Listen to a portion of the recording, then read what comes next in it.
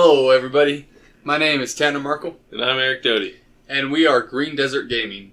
And today we're going to be talking about Dishonored. But before we get to that, we're going to talk a little bit about ourselves, as this is our first podcast. Ooh.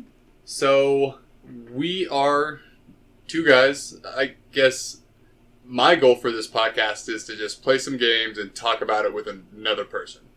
Yeah. And I want to experience a game and have other people's views and give my view, have you guys give feedback, and just see where it goes.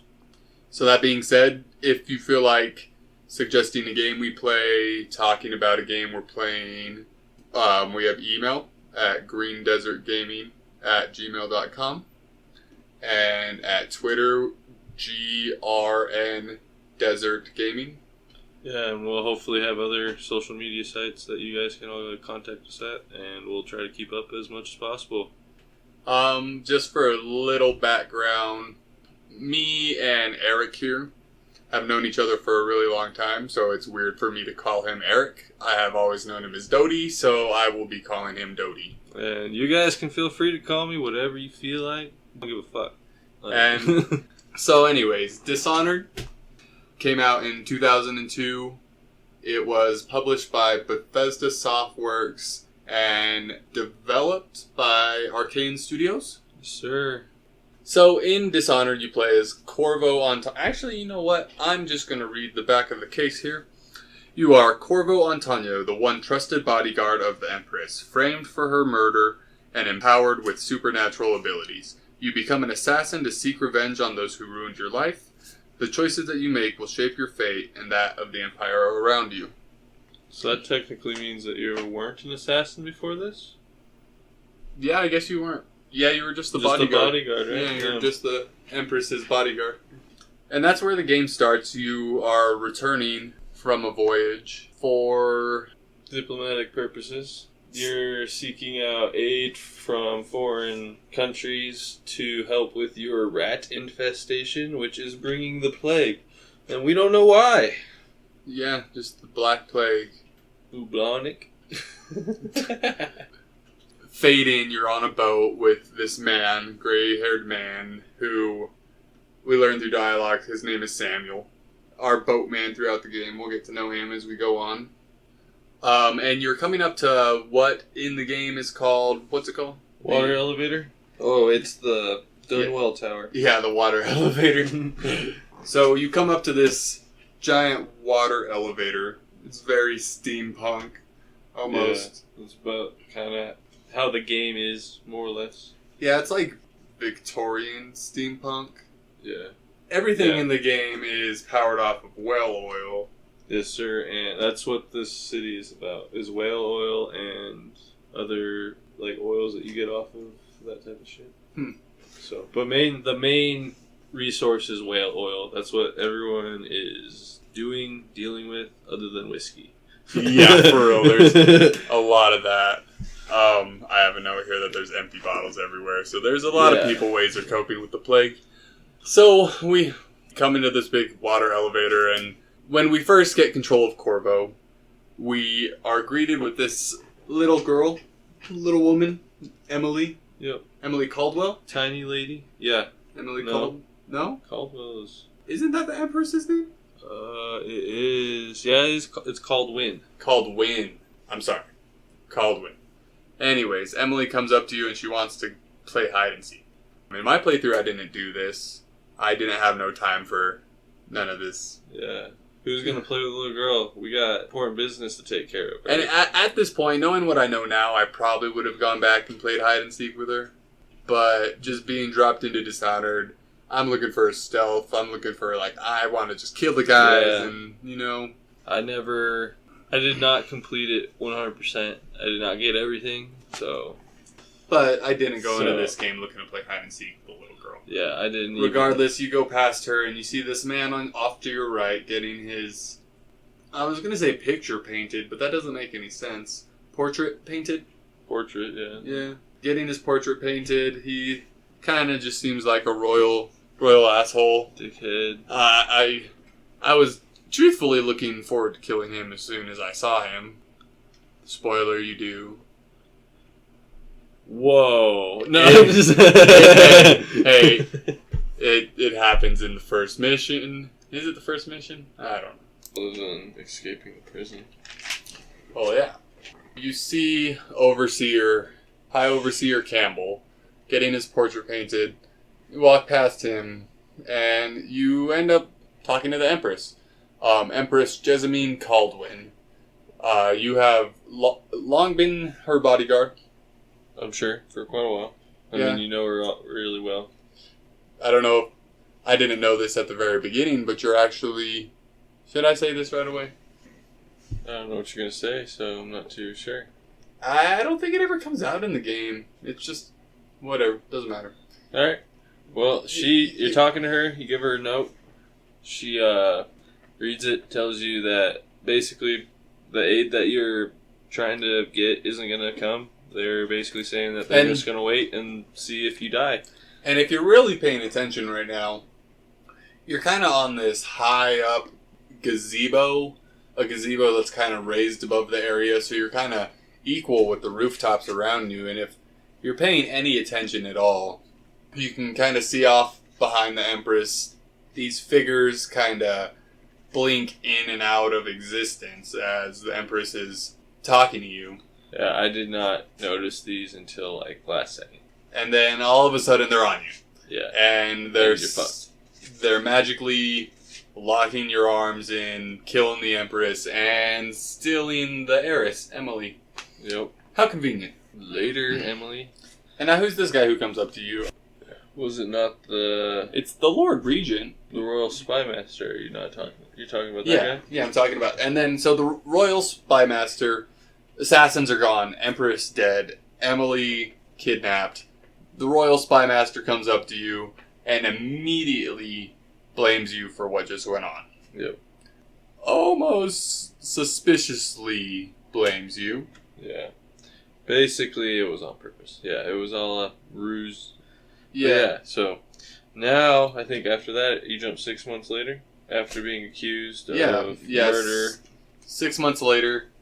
And, do you think the 6 months benefited the story at all? Like, just added time for things to play out. like settle down a little bit? Not necessarily set down, but like people to take their positions, like the Lord Regent to take his place as Lord Regent. Yeah, so give And some time for politics to play out. everything needed to play out before you were able to get out of there. And I think that's why they chose, at that moment, they realized they could get you out and things would start playing in their favor. Okay. So So it was probably a proper, like, executed plan. in prison, execution day, the Royal Spymaster is talking. Who's he talking to? He's talking to the High Overseer Campbell. Oh, is he talking to Campbell? Yeah, it's Campbell and Lord Regent. Lord Regent now, not Yeah. Spymaster. Yeah, I think, that's what happened. Yep. So the Royal Spymaster becomes Lord Regent. High Overseer Campbell is basically his right-hand man. It's your execution day, and they're giving you exposition. Oh, we killed the Empress. Oh, we blamed you for it. And this is the only way the Empire will ever prosper. Yeah. Will ever benefit from this plague. And you have to basically die to take one for the Empire. Corvo's not having none of it, though. No, he doesn't want to have none of it. Actually, yeah, it wasn't really his doing, huh? Nope, it was not. It was his luck that it ended up being other people already. They had to have known. It wasn't luck. But, regardless... Well, they knew. It was luck for him is what I'm more Yeah. getting at, so. On your execution day, you got a loaf of bread from a friend. Yes, sir. Open the loaf of bread, and there's a key in it. Key to your cell. Yep. Open And the a cell, and a note says, "Hey, You have friends. you have friends. Here's a key to your cell. Here's a key to your cell. Get out. Come see us," basically. So, break out of your cell, and this is where the game really starts taking off. It's where... Yeah, they give you...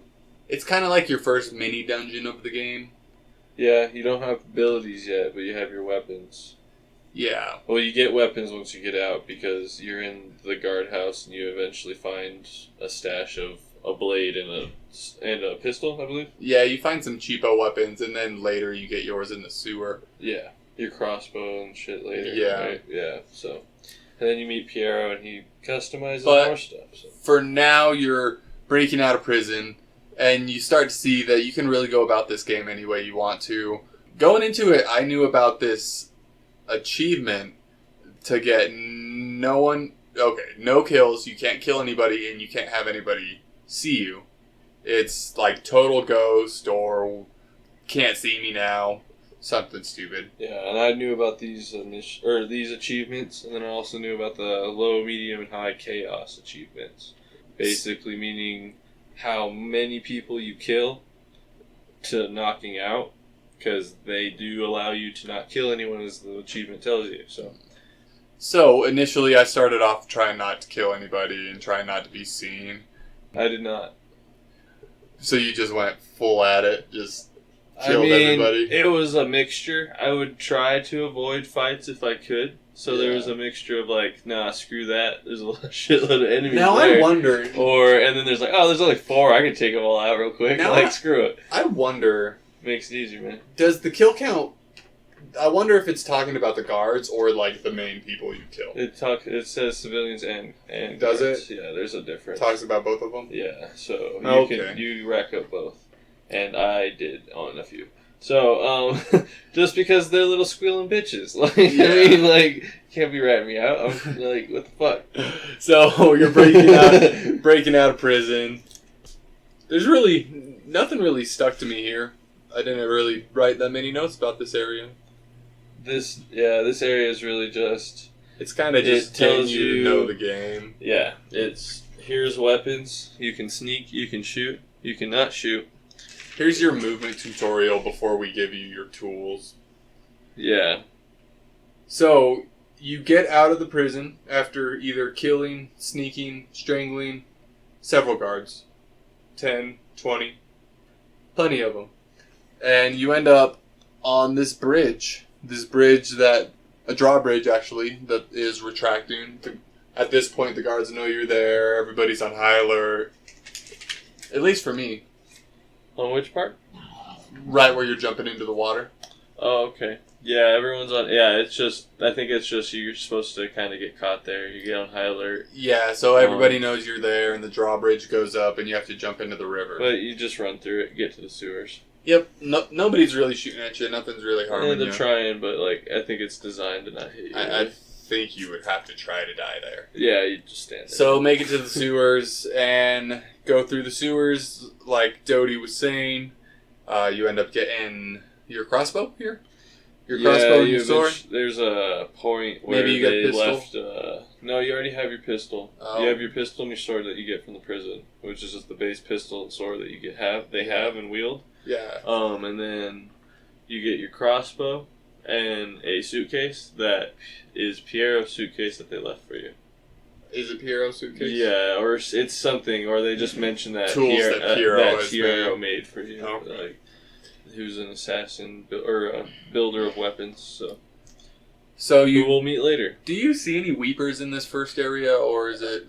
No, weepers, or they give you a mission, and then you're like, hey, here's a weeper. That's here in a little bit. So make it through the sewers. You end up getting out, and you meet up with a boatman who we talked about earlier, Samuel. What was his last name? Benchworth. Benchworth? I think so. That sounds weird, right? Yeah. It is Beechworth. Samuel Beechworth, your boatman through the game. You will either develop a strong relationship or a not so strong relationship with him. Typically. Depends on how you do. So, I still enjoy him. This is where the game really starts, I think. You went through your tutorial, you got your story exposition, and now you're on the boat ride with Samuel to the Hound's Pit. You got one little more tutorial coming up, but then after that, you're basically here's at it. Fucking kill some people or don't. Yeah. So you got to go to your hub world, which is the Hound's Pit pub. Yeah, that's going to be your home base for most of the game. Yeah, I mean, pretty basically the whole game. You always end up coming back here after each mission. At some point, yeah, and yeah. And here you end up meeting your friends. The Loyalists. The Loyalists, yeah. Do we have names on these guys? There's a bunch of names on these guys. So they were born with names. Who's the good Pendleton boy? Pendleton? Pendleton? Oh, well, his name is only Lord Pendleton. Lord Pendleton! Yeah, I believe he's the oldest brother of the Pendletons. So imagine you're drinking tea with, like, your pinky as far out as you can. Yeah. Yeah, Man, like, real lengthy.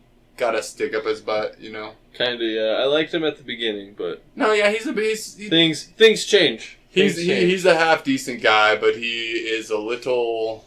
Yeah. A little eccentric. And now we meet Admiral Havelock. Yeah, we meet Admiral Havelock.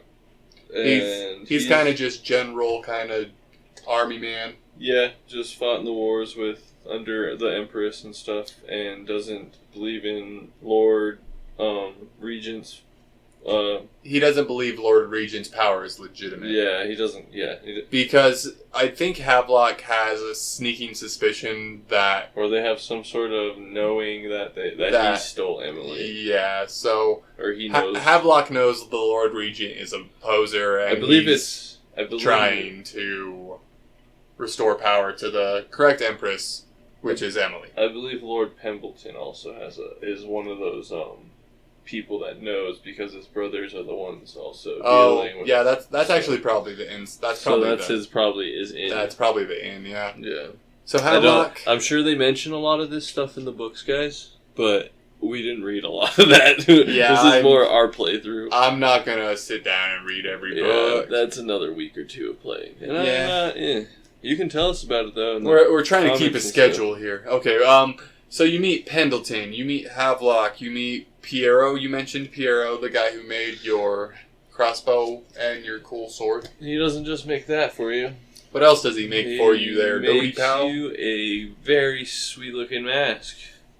Yeah, like, for real, like, death is walking the streets. Yeah, like even later on people will mention how scary it is even, so. Yeah, it's a great for a later party. Yes, so, but yeah, and he makes you kind of help him, like, because he's literally about to finish it, and he runs out of oil, and you gotta kind of do some shit for that. But, his name is Piero Joplin. Piero Joplin, huh? Yep.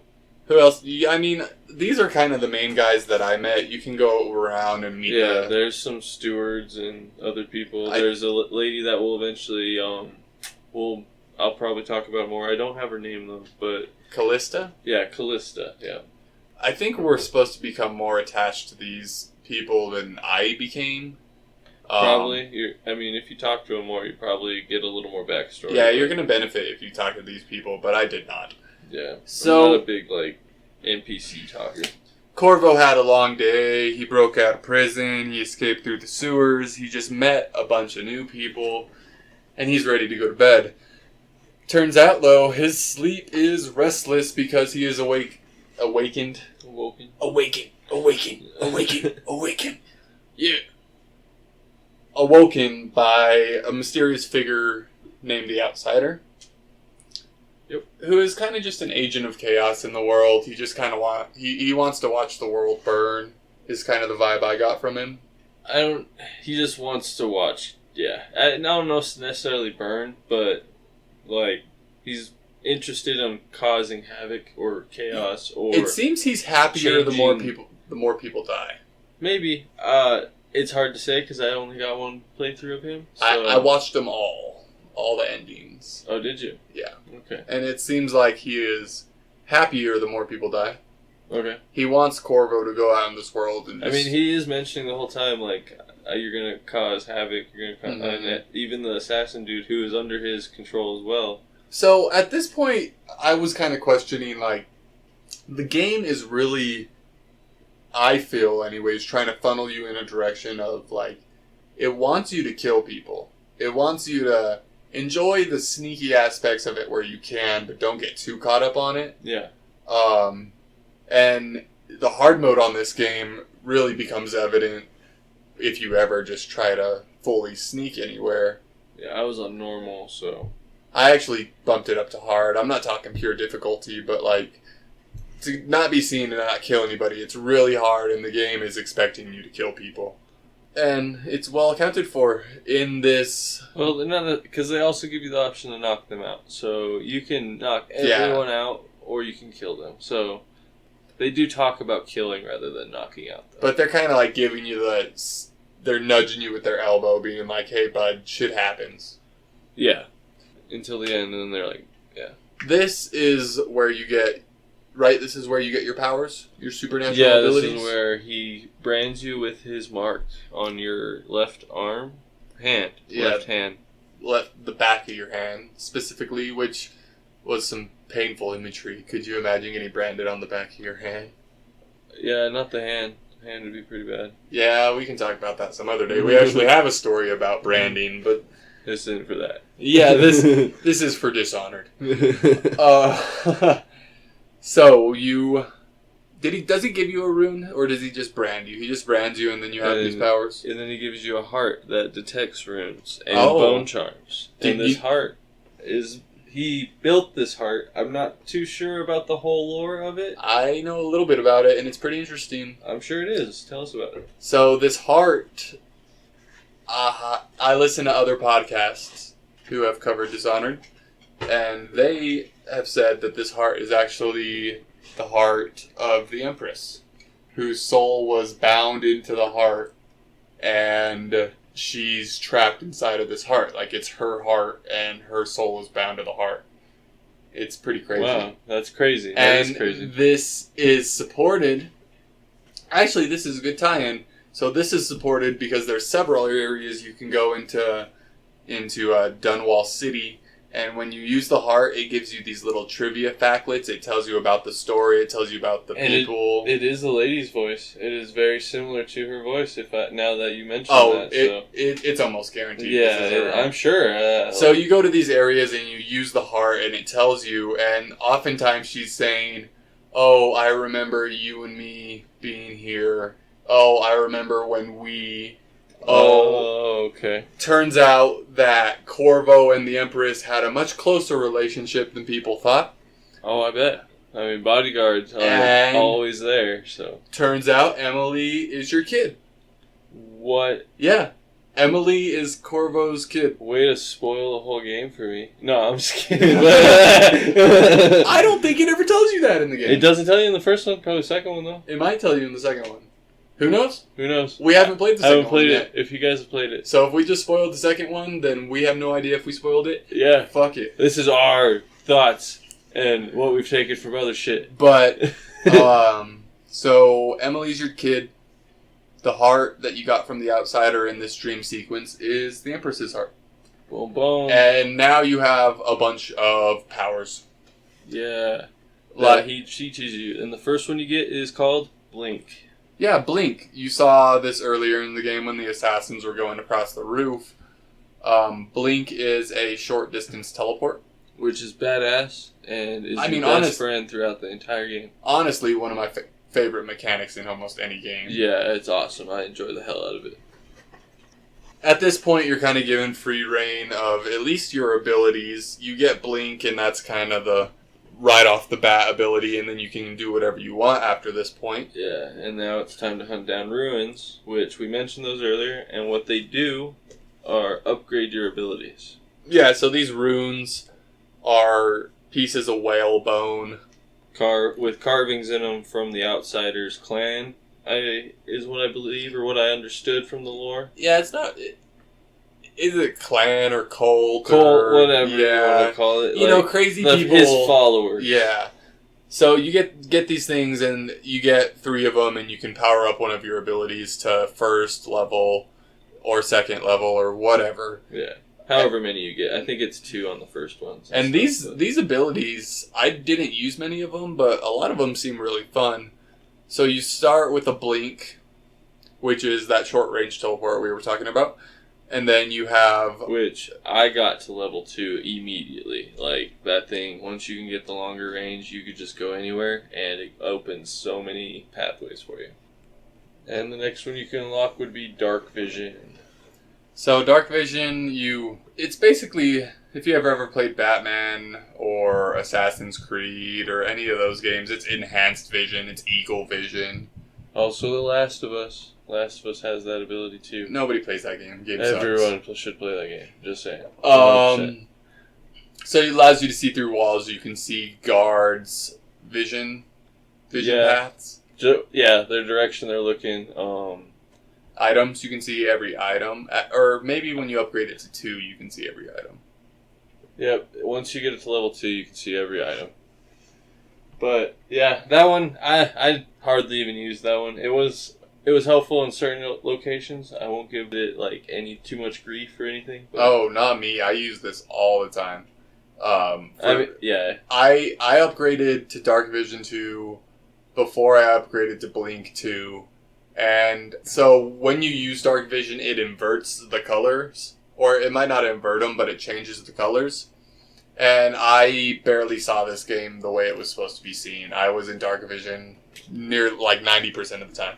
Really? Yeah, just because I could see all the electrical wires that you can mess with. I saw every item. I saw all Oh, wow. Yeah. That makes it a completely different game once you get number 2, because I did not do that at all.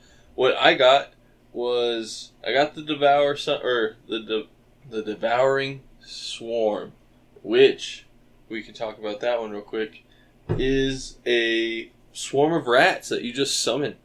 That's pretty dang useful. It's pretty great. You pick a spot on the ground and you summon a horde of rats, and at the first level I think you can kill 1 enemy, and at the second level it can kill 2 enemies competently. Yep. I use this all the time. About halfway through the game I started killing more people than I intended to, and this was my go-to as well. Yeah, it was really nice. I did not use it probably as much as you did, but I definitely, in tight spots and when you're just in a corner you can't move, summon some rats and they distract the hell out of some guards. So it is very useful in that situation. So there's a couple more that I didn't really use as much. You might have. I'm just going to blow through these, but if you used them, let me know. Possession. Possession allows you to take control, I assume, of rats. I never actually used it. Also humans. Did you use it at all? I never used it. I just know what it does. So you can, I'm guessing level 1 you can take control of rats. Level 2 you can take control of humans. Yeah, which if you take control of rats, it's very useful for getting across walls of light, because the rats will go through the drainage. See, I wasn't even going to... I didn't even think to talk about walls of light because I never had a problem with them. I had somewhat of a difficult time trying to figure out, we'll talk about it later when we get to the last part of it, but yeah. So another one is bend time. Allows you to slow down time first level. Second level allows you to stop time for a short duration. I use this a couple times because a lot of the pathways it's required. There's these big gears that you have to sneak through. Yep, I used it for combat a little bit, but yeah, it was mainly for the gears and the other things that are rotating that you need to slip through. And then the last one is Wind Blast, which I did not use at all. Yep, it just didn't seem really useful in this type of a game to me, but that's just more me. Yeah, so at first level, a powerful wind that can push back, knock down enemies, and shatter drops. Doors. Damn. I cannot read. Doty can't read. And then at level 2, a very powerful wind that can kill enemies by throwing them into walls and shatter doors. Yeah. Like you can tell, we do not know what this ability did because we didn't use it at all. Yeah. Also, after you wake up from the stream sequence, you can upgrade your health. You can upgrade your mana, I think. Yeah, you can also get an ability that allows you to get what would you call it? An execution kill, basically. If you do enough damage, you can execute. I use this ability. It was very helpful in close combat. Is that Bloodthirsty? Yeah, that's Bloodthirsty. Oh, I've never used Bloodthirsty, so I don't know about that. There's another one. Shadow Kill? Yeah, Shadow Kill. Shadow Kill, first level, allows enemies that you can kill without anybody seeing you. They just turns them to ash. And then I think level 2, everybody turns to ash. Anyone you kill turns to ash, yeah. I never used it, but it seemed useful if you're going for a full sneaky, not wanting to get caught, so... There's this other one, Agility, the last skill you can level up. and it allows you to move faster. See, I never even messed with that. I didn't even think it, like, helped. I knew it would help with speed and jumping, but I never really thought it was needed. It was interesting to me because level 1 gives you a double jump. Yeah. Almost. Oh, okay. So you hold A and you jump, and then if you keep holding A, you jump again. Okay. It's real quick, and it allows you to reach higher places. That would have been nice, but I just used the hell out of Blink. Yeah, this game I went for pure mobility, so that's why I used agility level 2, Blink level 2, because that's where you can just get anywhere you want to get in this game. Yeah. I didn't have a problem getting anywhere I wanted, though, but that's just because I kept using Blink. Well, that's the skills and abilities that the Outsider grants on you in this dream sequence. And you use it through this tattoo he gave you. Yeah, we'll talk about it as we go, but after you wake up, it's your first day on the job. Corvo, a newly released man from prison. It's time to go and set the Empire right. Yep.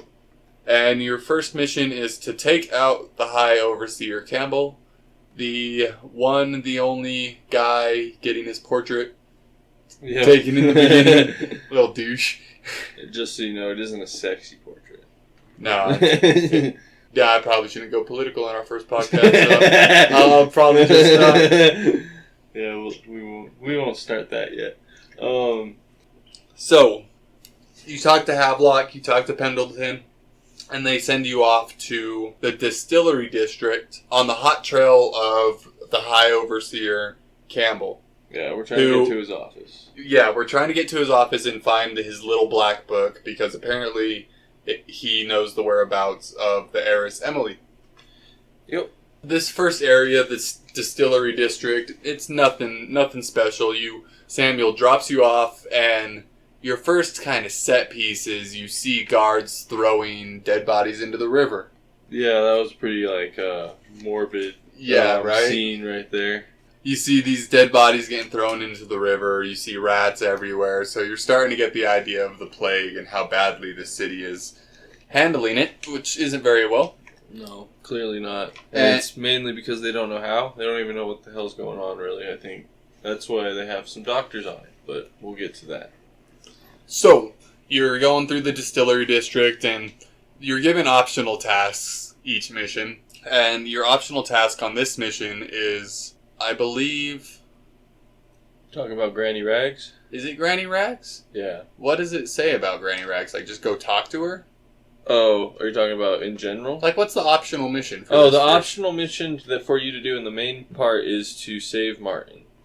Oh, save Martin. That's okay. And then this Granny Rags is just a side quest you happen upon? Granny Rags is a side quest you happen upon in the distillery district. In the first mission? In the first mission, yeah. Okay, so I guess I stumbled upon this because in the first mission I was still going everywhere, doing everything. Okay. I was doing some of that in the first mission. I just stumbled upon her. So what? Let me ask you a question right off the top. Who did you like better, Granny Rags or Slackjaw? I enjoyed Granny Rags' background. Like, if you got her little, like, lore from the Outsider. But Slackjaw was my favorite guy out of all of the two. I like Slackjaw better. Yeah. I sided with Slackjaw. In the end, yeah. So, my question is, did you end up poisoning his stash? I still did, yeah. I felt so bad about this. Like, I did... Okay, so Granny Rags, you go and meet this crazy old lady, and she asks you to kill some guys who harass her. They're asking for rent or something. No, they're asking for her poo. No, they're not. She says she has gentleman callers. What does that mean? And then the Outsider literally tells you. Oh, we're spiking it, but that's not what they're actually there for. The Outsider literally says that that's what she does when she was younger. But that she serviced men, including the Lord Regent of the time. I think she's old and senile because if you talk to these people. I think back in the day that used to be the truth. That's what the Outsider tells you. I know. I don't think that's the truth in this. No, I'm sure they're not. Because I think if you go and listen to these guys, they're talking about, "Hey, give us our money, you old bat." Okay. Yeah, I never did. I just walked right out there and murdered them. Yeah. I was like, I'll do whatever you want. I don't Granny think these Rags. guys are trying to get that old puss. Yeah, well, maybe. I mean, God, man. Times are tough, maybe. I guess times are real tough in Dunwall. I mean, I only saw Dude, thugs around they there. are not trying to get... The Golden Cat is, like, down the road. Those are for rich people. Alright, anyway. Whatever. So Granny Rags gives you this mission to go and poison, why? Does she just not like Slackjaw? So, I believe it had something to do with, like, the rent shit that you're talking about. Or, like, something Slackjaw did, or she accusing of, or... Granny Rags doesn't like this man, Slackjaw, who runs the local distillery. I think it's because she keeps getting harassed by them. Okay. And this local group of thugs is producing a bootleg elixir to help fight off the plague. And Granny Rags wants you to go and poison. Is that really what they're doing? I did not get that lore out of them. I just knew they were making whiskey too that burned the fuck out of you. Or is that the elixir? No, so this elixir, yeah, they're making like bootleg Sokolov elixir. Well, in my mind, I thought it was just like some hardcore whiskey because it like lights up on fire. So, nope. But that's the bootleg elixir that you're saying? Okay. Yeah, like if you use the still, you get health elixir out of it before you poison it. Really? Yeah, you can like put empty vials in it and get health elixir out of it. That would have been very useful. Yeah, and then you poison it and you can't use it after that. Okay, I just poisoned it right away. Yeah, so Slackjaw is making bootleg health elixir. Granny Rags wants you to go take care of that. I wish I would have known this before, because I was like, yeah, I'll do whatever you tell me, old lady. Yeah. You're going to give me something for it, so yeah, hell yeah. Yeah, so I went and poisoned Slackjaw's stash.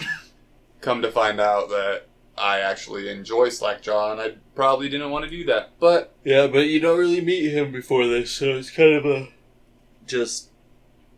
Yeah, do it, why not? Because you haven't really met anyone yet. Yeah, you don't know who Slackjaw is. You don't know who Granny Rags is. She's just some crazy old bat that's getting harassed. You kind of feel bad for her. I got a mission... objective, and I gotta do it. Yeah, do it. So you go poison Slackjaw, and then you start heading to the High Overseer. Well, she gives you another mission too, actually. What was that? So, and after you do this mission, the first mission, she gives you a rune. That's her present for you. Oh, and that's she right. says she'll give you another present if you do this other thing for her. I remember getting the second rune, but I don't remember what the mission is. You have to go to Galvani's house, who is a doctor, and you have to... What do you have to... No, went to Galvani's house to get the stuff to poison the dude. You do her second mission... Oh, that was her second mission. No. Her first mission is getting rid of the thugs. She gives you a present. Second mission is poisoning. Oh, yeah. Yeah, so you get 2 runes out of the deal. Later, we come back to Granny Rags. That must be what Doty's thinking about. No, those are 2 missions she gives you. Oh, okay. So... 2 separate ones. You start heading to the High Overseer Campbell's office. And there's really not much else to say about the distillery district. It's pretty easy right now. You end up coming back here later, but... Yeah, you go into a lower part that has rats that you kind of have to deal with. And then, I didn't. I went high the whole way. Really? Yep. There's a wall of light. Is there a wall of light in this first... Yeah, that's why I went low. Because if you go low, you can go to the other side of the road. Which I'm sure you can get to the other side of the road a different way. So I just went low instead. Explain these wall of lights, because I never dealt with them. Like at all? I actually don't know what they do. Like you just pass through? I never messed with them. Well, I died to them a few times, so I can tell you decent. So they're just giant electricity walls that you can't pass through. The only way you can pass through them is using the... Can you blink through them? You can't blink through them. It catches you if you blink through them. You're not fast enough. The only way you can do it is stop time. Oh, if you know what? If you stop time completely, it stops the electricity from hitting you and you walk right through it. Or, if you can get to the other side of one, or wherever they're holding the whale oil canister for them, you can take the whale oil canister out and turn them off. Or you can use the possession and possess a rat and get past them. And or just find a way around them like Tanner did. Yeah, you know what? I did deal with one of these, but only one of them when we get to the Boyles residence later. Okay. So you go past these walls of light, giant electricity fields that I had no problem with. I died. So, once you get to the Lord Regent's office, I didn't really have any trouble killing... I'm sorry, not the Lord Regent. High Campbell. Overseer Campbell. High Overseer Campbell. And, yeah, I didn't really have a trouble with him. I got most of the runes in this area and stuff. Yeah, for me, So are the runes or are the bone charms the things that are... I think bone charms are randomly... Maybe, because do they give you different abilities every time you get a different bone charm? Because I don't know. Bone charms, I believe bone charms are randomly set when you load into an area. You can have... They're set at a random location and however many there are there, that's how many. I think there's something like 40 or bone charms. And they're just random throughout the maps in the game. Yeah. That makes sense, so. And you don't necessarily need them. They're more like add-ons, upgrades. Like you can. They give you little things like you get more health from a potion, or and however many you collect, you go to Piero, and then he'll upgrade your bone charm satchel. I imagine what it is, and it allows you to carry more bone charms, which allows you to get more abilities, and you get up to 10. So I only got to 9 because I did not collect a lot. So yeah, I got up to 10, and I didn't even think about it. Money was not a... I was going so slow and methodical in the beginning that money was not an option. I never really cared about money. See, the only thing that really hurt me was not having enough health. Because I was gunning it, like, just getting hit all over the place. See, mine was mana. I was always running out of mana. That too. Both of them. But I ran out of health faster than mana. I didn't have health most of the game. It was really a struggle for health half the game. Yeah. Like, I was really having to just scavenge for food and that kind of stuff. But, yeah. Anyway, we get to Campbell, and I just snuck across the top. I snuck through in there. I listened to them talk, and after you save Martin, of course, because Martin's, once you enter, he's just strapped, like... What are the gallows? In a gallows? Something, they're a futuristic version of a gallows. Like, it's more just a free-moving gallows. Yeah, it's got you by the wrist and the neck and just holding you down. And Martin, he's another loyalist, so you got to free him. He goes back to Hound's Pit Pub, and you meet up with him later. So that's the optional mission in this area. Yeah, you don't have to save him. You can kill him, or have him, or leave him. I believe I saved him. I saved him too. So I was more for the saving, but if it came to killing, I was not afraid of it initially. So you save Martin, and you go on. I think we've said this 100 times. We both snuck over the top. We both listened to the people talk to the High Overseer Campbell. So what did you do in this point? At this point, I went in and I strangled him. Oh, really? I choked him out. I'm sorry. Really? Okay. Yeah, so I choked him out. I took the book off of him, and I snuck out. Nothing happened. Okay, so you listened to their whole conversation, and then you... Yeah. Okay. Well, they have a different option where you can go up to the bottles and poison them. And... this is the one with the drinks. Mm-hmm. Oh, okay. Yeah. So I poisoned his glass, but not the other captain's glass, because his daughter asked you not to when you're at Hound's Pit. Oh, that's right. That's right. So I didn't really want to do that. Like, I just felt like, hey, I might as well go the semi-nice guy way. So, and she didn't. She asked me, so I said, why not? See, it's coming back to me now. I actually strangled High Overseer Campbell and then strangled the other guy. Really? I knocked them both out. Yeah, you didn't kill them. Yeah. But, yeah. I killed Overseer Campbell. Yeah, he died. Cool. Yeah, but, so chaos, bitches. So you kill High Overseer Campbell and you get his black book revealing the location of Emily. The possible location. It says it's not sure. Really? Yeah, okay. They say that she could be there. So you take that back to the Loyalists. It's at the Hound's Pit Pub. Okay. Hound Pit's Pub? Hound Pit's Pub, yep. Then I think you end up going right back to bed. So that's your first mission for the day. Yeah, basically. You took care of High Overseer Campbell, the douche getting his portrait painted. Yep. He's dead. Or knocked out. However you take care of him. Saved Martin. Was it Callista who gave you this mission to save? It could very well be. It's Callista or that other girl. Yeah, it's one of them. So there's... I didn't pay attention that much. I was not that invested. That's fair. It was like, hey, could you save me? Yeah, if it's so easy. Yeah, sure. So go to bed. I think you sleep peacefully this night? But yeah, I don't really, I call it the dream world, or the dream realm, and I don't think you really go back there until the very end. There's a couple times that it, like, the world breaks in and you kind of see That's when him. you hit his shrines. Which, when you're with Granny Rags, there is a shrine in her house. Oh, yes. I never put that with. Connection together that it was the shrines that was causing it. Yeah. Oh. Yeah, every time you interact with one of the shrines and you get a rune off of it, it was you're interacting with the outsider. And then he tells you kind of his little lore in the world and just how, like, he wants chaos to happen. And he's happy that you're doing it. Cool. So, you go to bed, wake up, and... This is where the Weepers are introduced. Yeah, it is. They mention overnight that they heard some sounds in the sewers, and now they want you to go deal with it, because you're the little bitch boy, apparently. Yeah, you're the only one who does any real work around here. Yeah, they just... And they actually bring that up later in the game. Do that? I didn't catch that. All they're doing is drinking, it seems, so... Yeah, they actually mention that. So, Havelock and... Havelock is really the one giving you orders around here. Basically. So he mentions there's, like Doty said, there's sounds in the sewers under the Hound's Pit. What is it? Oh, I can't get this right, and I'm sorry. Hound Pit's Pub. And you gotta go check it out. So you go into the sewers, and you come upon these humans who have fallen ill to the plague. Yeah. And... what did you think about these people, Doty? They're zombie-esque.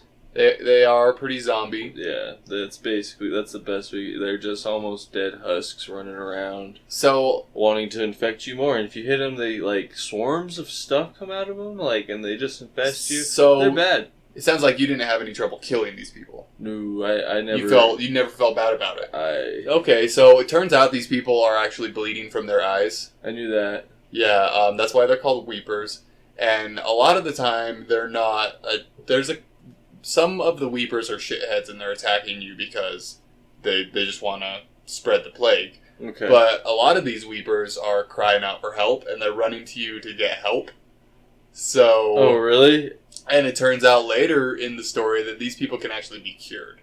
That's bad. Yeah. I murdered every one of them. I thought they were just dead husks. I did too, and I felt terrible once I figured it out. That's bad. Yeah, so towards the end of the game, the royal physician, which we'll talk about in the next mission, actually can cure these people and bring them back from zombiness. Yeah. Yeah, damn. But before we get to that physician dude that you be talking about...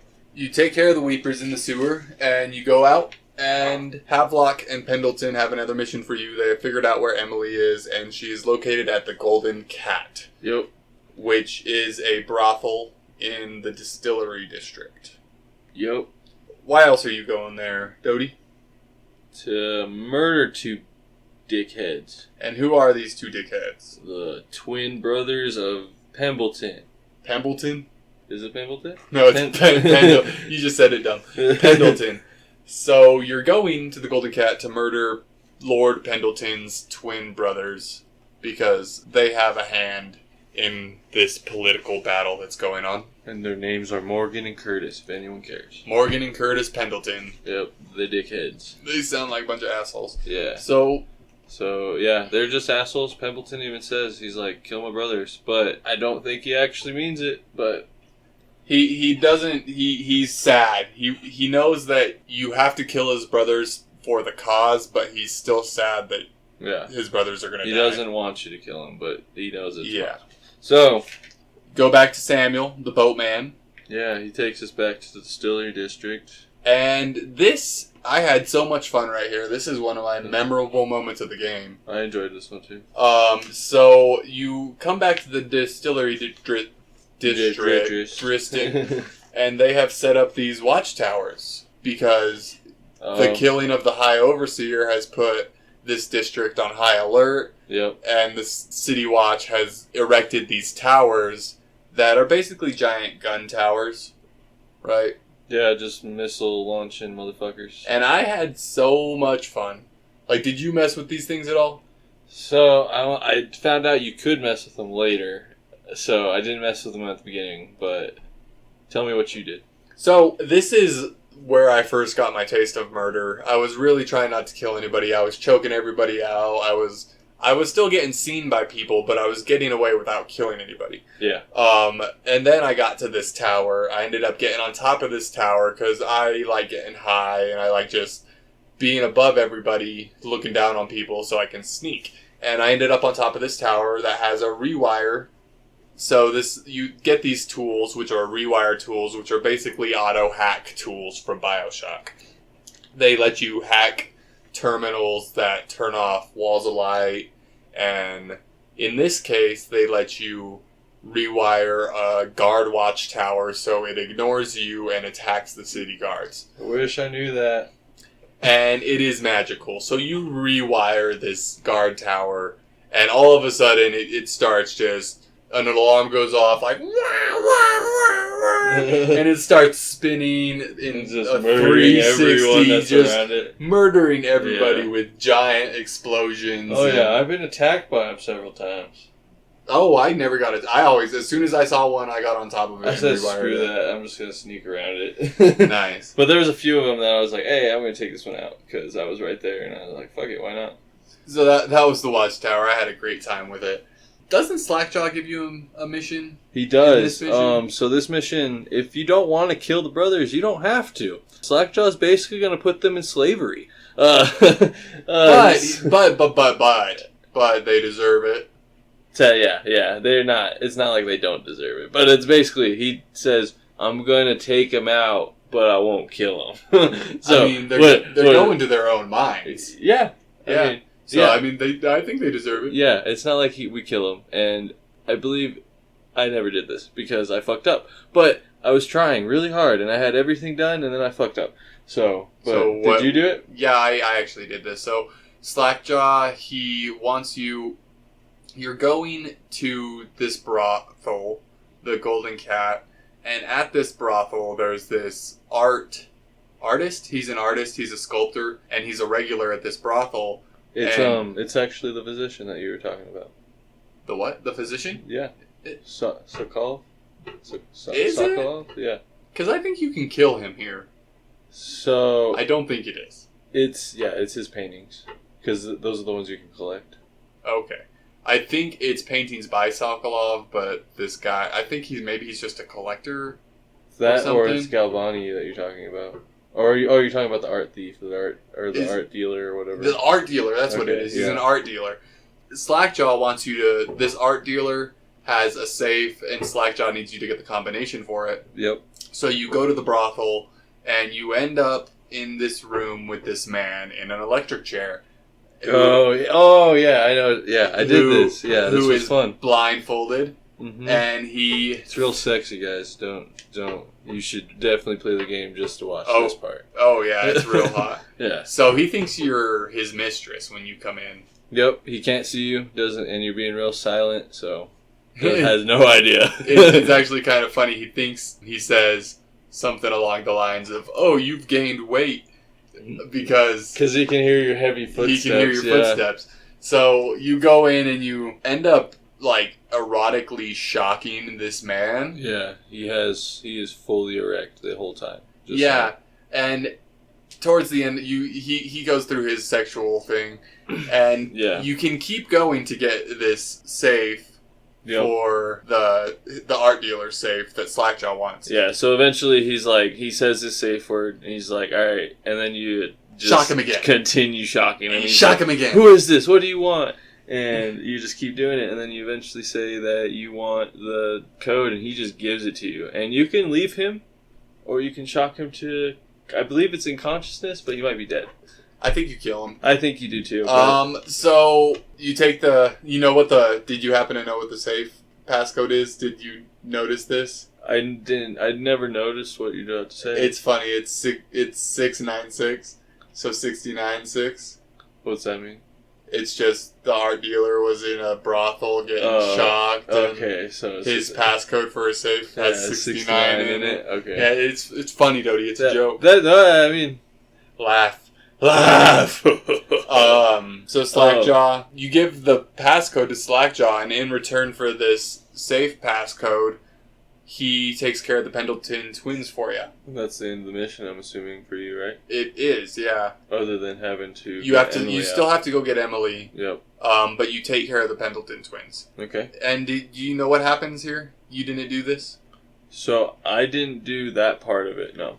I took care of the Pendletons a different way, but you can continue. Okay, so at the end of this mission, Slackjaw says that he's going to take care of the Pendleton twins, and how he does, this is the non-lethal way to do this. Yeah, I knew that, and that's why I'm really bummed that I didn't do it. So, if you're going through the story and you don't want to kill anybody, this is how you're going to have to do it.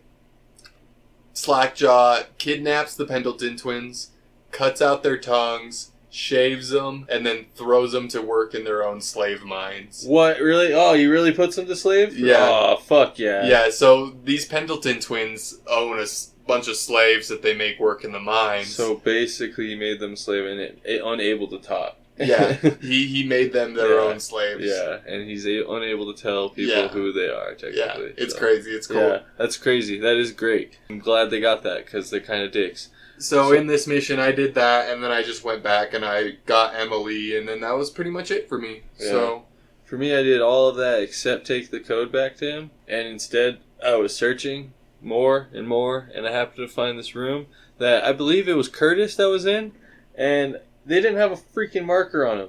Like, they didn't tell me where he was. So I walked into a room thinking, oh, it's just another guard, and I'm in the killing mood, so I just immediately murder, and the second you grab him, and he's turned away, he turns your face around, and it looks just like Lord Pembleton, and you just stab him through the face. And you're no!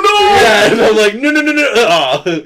So that happened, and I said, screw it. I'm just going to go, because, I mean, it autosaves. I'm not going to go back, because I'm trying to play this game for you guys, and I don't want to just do every different thing, so. Yeah. I kept going, and I murdered continuously through the game.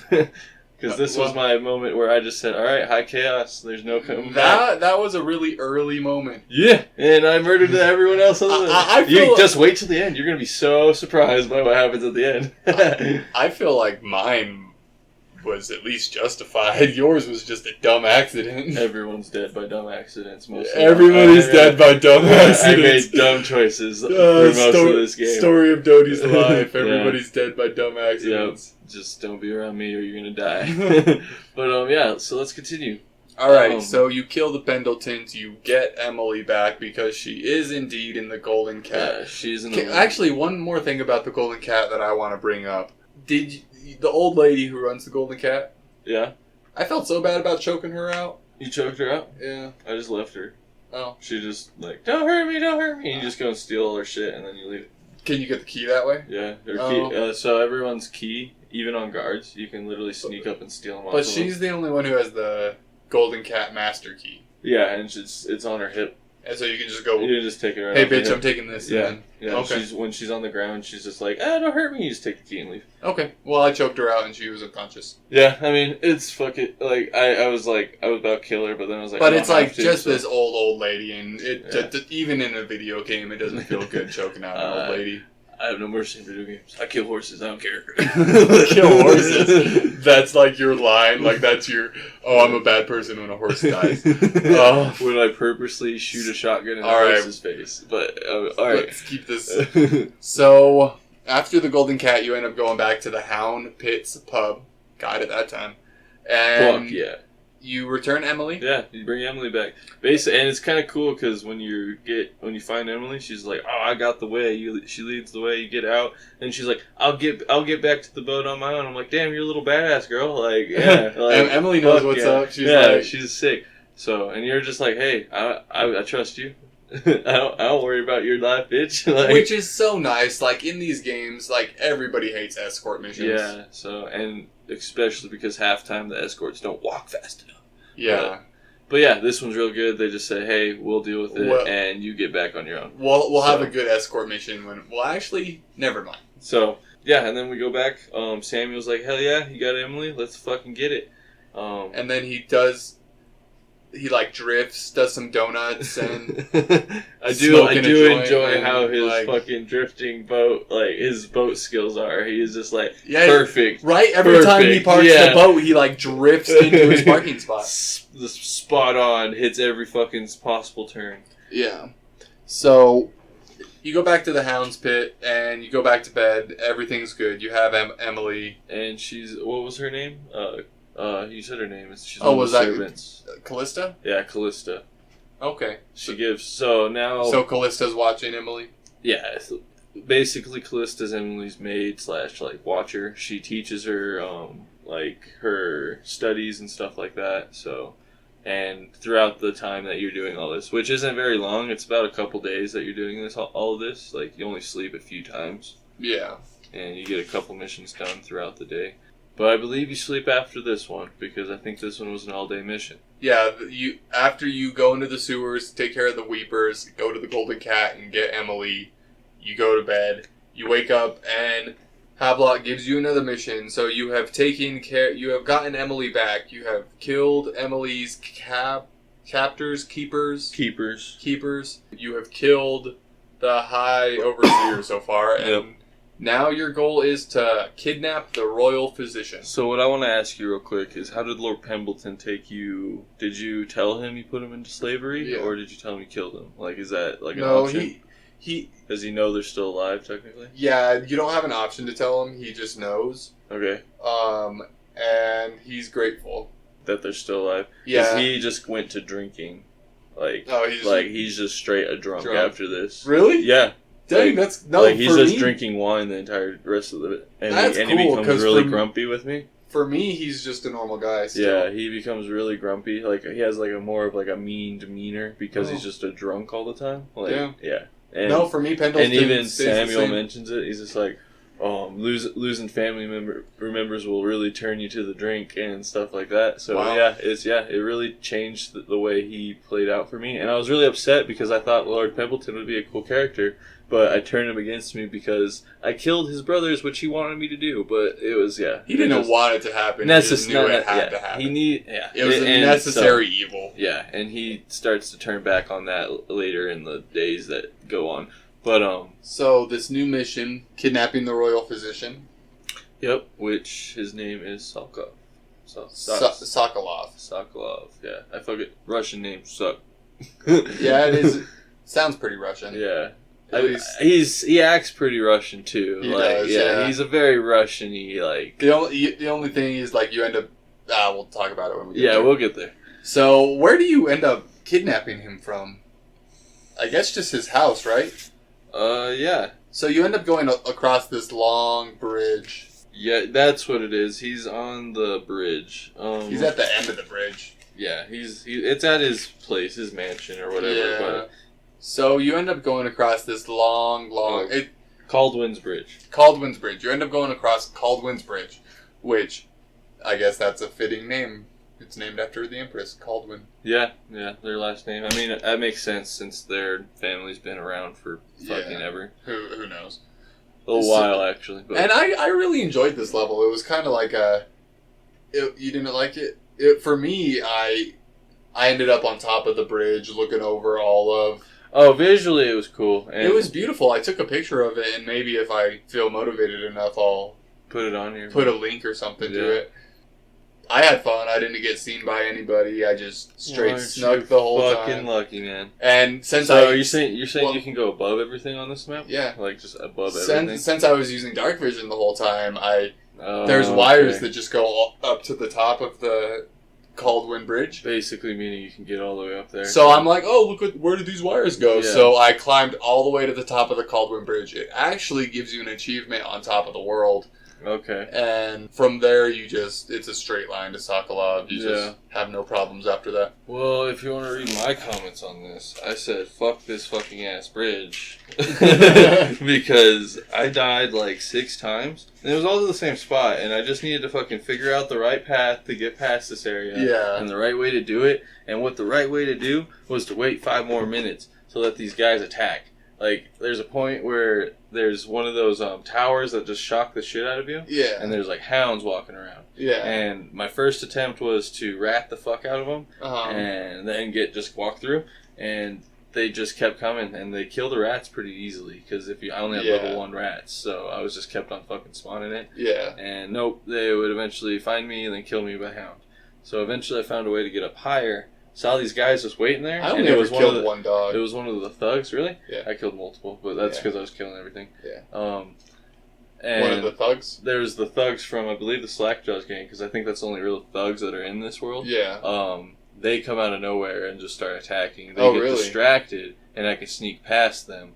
And then that's when I get to where I can climb up the bridge. Is that something like you had to work out with Slackjaw? Like, does he say, no, that was just happening. Just random? I think that was just happening, man. Like, they just happened to be attacking at that time, and I happened to just, like, roll across it at the right moment. Wow. Like, because I happened to go up a different way this time, and I saw these guys hiding behind this wall. Some thugs just ended up fighting some city guards. Yeah, and then you end up hearing, like, let's do it now, and then they run in, and then you hear the guards, like, some thugs are attacking, blah, blah, blah. And then I just blinked the fuck through there without them noticing me. Wow. And I was like, are you kidding me? It took me like 30 minutes to do this shit. It was fucking terrible. But yeah. And then when I wrote my comment, I said, fuck this fucking ass bridge. So, but yeah. Wow. You continue. You get through the bridge. The bridge is actually a really cool looking bridge. It's very well designed. Like, in retrospect, like, it's very, like, cool and interesting. Yeah. You get all the way through that, and then you get to Sokolov's Manor, I believe. Yeah, Sokolov's Manor. Or something like that might not be what it's named. I don't have the name. But you know where Sokolov lives. Yeah. And I was Mr. Sneaky, so I didn't really have too much trouble. In the manor, I ended up getting caught a couple times, so I had to reload. But definitely, yeah. I didn't really have trouble until I started getting to the top, like the catwalks. Yeah. I was having trouble. Yeah. Like there's these narrow catwalks that kind of surround an observatory that Sokolov works in. Yeah. It's kind of like a greenhouse on top of a building. Yeah. Once I got to his mansion, I had no trouble getting to him. That was basically most of my sneaking happened in that mansion. Yeah. Like, I didn't really attack too many So people. I thought this was interesting, though. Once you get up there and you kidnap Sokolov, you choke him out, knock him out, whatever, you have to go back over the bridge with him on your shoulder. No, you don't. Don't you? Did you not turn the lights off? No. So, yeah, you made it harder on yourself. So, Samuel mentions when you're driving up that... Oh, I did do that. Okay. I did. Well, then he's right at the bottom. Yeah, He should have been right at the bottom. He might have been over there for you still. Well, you have to carry Sokolov a little ways. Yeah, but you just have to get, like, from what I remember, you just have to get to the bottom of the mansion. Yeah. But, it wasn't hard, but it was different. Yeah, it was weird. I enjoyed that part, though. But, there's a point where I guess you can actually side with him, too. If you talk, instead of choking him out or whatever, you can talk to him, and I guess you can side with him. I didn't do this, but that's because I was listening to him, waiting for him to tell me. He's like, I was going to see what he had to say. He's like, sit down, have a drink. I'm like, okay, where can I sit? I started looking around. I picked up an empty vial of the medicine that he makes, and I chucked it right at his face on accident. Oh, God. Instead of dropping it. And then he was just like, unconscious, and I'm like, alright, cool, and then I picked him up and I just carried him out, and I'm like, yeah, damn. Everybody's dead by dumb mistakes, except for Sokolov. He's not dead, but still, dumb mistake. He still likes me. So you kidnap Sokolov, you get back to the boat, and Samuel takes you back to the Hound Pits pub. And you keep him under lock and key once you get there. So yeah, you put him in this giant cage in this building that you didn't really have access to until just now. You go back to bed, because that's the only mission you do for the day. Go back to bed, and you wake up. And we proceed to torture. Yes. No, not necessarily. But. Not necessarily. We proceed to interrogate, I think is a more appropriate term. That's the better one. We don't really do anything to him. Interrogate Sokolov. So you go into this room with a giant cage in the middle of it, and Sokolov's in the cage. Havelock is in there. I don't know if Pendleton's in there. I think Pendleton's outside. Yeah, he doesn't go in there. He just mentions it. That's what you're doing. Pendleton's kind of a sis. Yeah, and at this point he's drinking for me, so he's just like, have fun in there, glug, glug, glug. And, like, I'm like, okay. Not me. Pendleton's just kind of just there, being a bitch. Little nana. Yeah. So did you do the mission? I think there's a mission you could have done for Sokolov. It's super easy. Yeah, I did. Did you do that one? I did. I just used rats. Yeah, I just used rats. So you have to continue to interrogate Sokolov to... What are you trying to do? You're trying to get information out of him? Or? So what you're trying to do right now is you're trying to find out who the Lord Regent's mistress is. And Sokolov has painted her because he's one of the painters. That's right. And he knows her identity because there are 3 Lady Boyles, and that's who one of the mistresses is a Lady Boyle. So we know that the Lord Regent? Lord Regent. The Lord Regent's mistress is a Lady Boyle. And that's what we're finding out. And there's 3 Lady Boyles. And now that we've been told after interrogating Sokolov that there are that it's a Lady Boyle. We only know because they're all sisters and they're all called by Lady Boyle. I think 2 sisters and a mom, isn't it? Something like that, maybe. I'm not sure. I know there was two of them were sisters. A bunch of women Boyles. Yeah. So why are we interested in the Boyle? So the Boyle is his highest benefactor, her strongest benefactor. What does that mean? She has the most. So she's giving him money. That and if she dies and he loses her, he loses a big chunk of his. So she has his force, his money, his She has what he can pay his people with. She has money and influence. Yeah. And we're taking out the Lord Regent's basically his main influence and his main source of money. Yeah, and his fucker. Yeah. So taking out his bank buddy. Yeah. So we're interrogating Sokolov right now. Yeah, and you did it the easy way, or not the easy way. Easy way. Yeah. Bitch, you did it the easy way. I did it the easy way. He did it the nice way, the good way. So all you had to do is go pay Piero 250 gold for a bottle of whiskey. Really? Yeah. Oh, that's easy as fuck. Sokolov is a connoisseur, and he really likes whiskey. So you go to Piero and whiskey. You go to Piero, and he just happens to have this certain type of whiskey. Hold on one second. I think I wrote it down. Yeah. Well, he looks for that. I just used rats, and he just opens a door that lets some rats in, and he's just like, hey, tell us what you know or we'll let these rats eat you. And he's just jumping on the cage, and he's holding onto the cage, and he's just like, I'll tell you everything, and then he does. So it was easy as fuck for me, but so I think it's called very good whiskey. Alright. You get this very good whiskey from Piero. Right on the nose. I like it. And you bring the whiskey back to Sokolov. He's like, oh, this is great whiskey. I can tell I'm working with men of good taste. Did you tell him, no, it's very good whiskey? It's very so dumb. He says, I'm working with a man of taste, and he ends up just working. He ends up working with you. Yeah, and by the end of it, he's like, we can be partners now, right? So, and I'm like, from this moment, Sokolov's your partner. Yeah.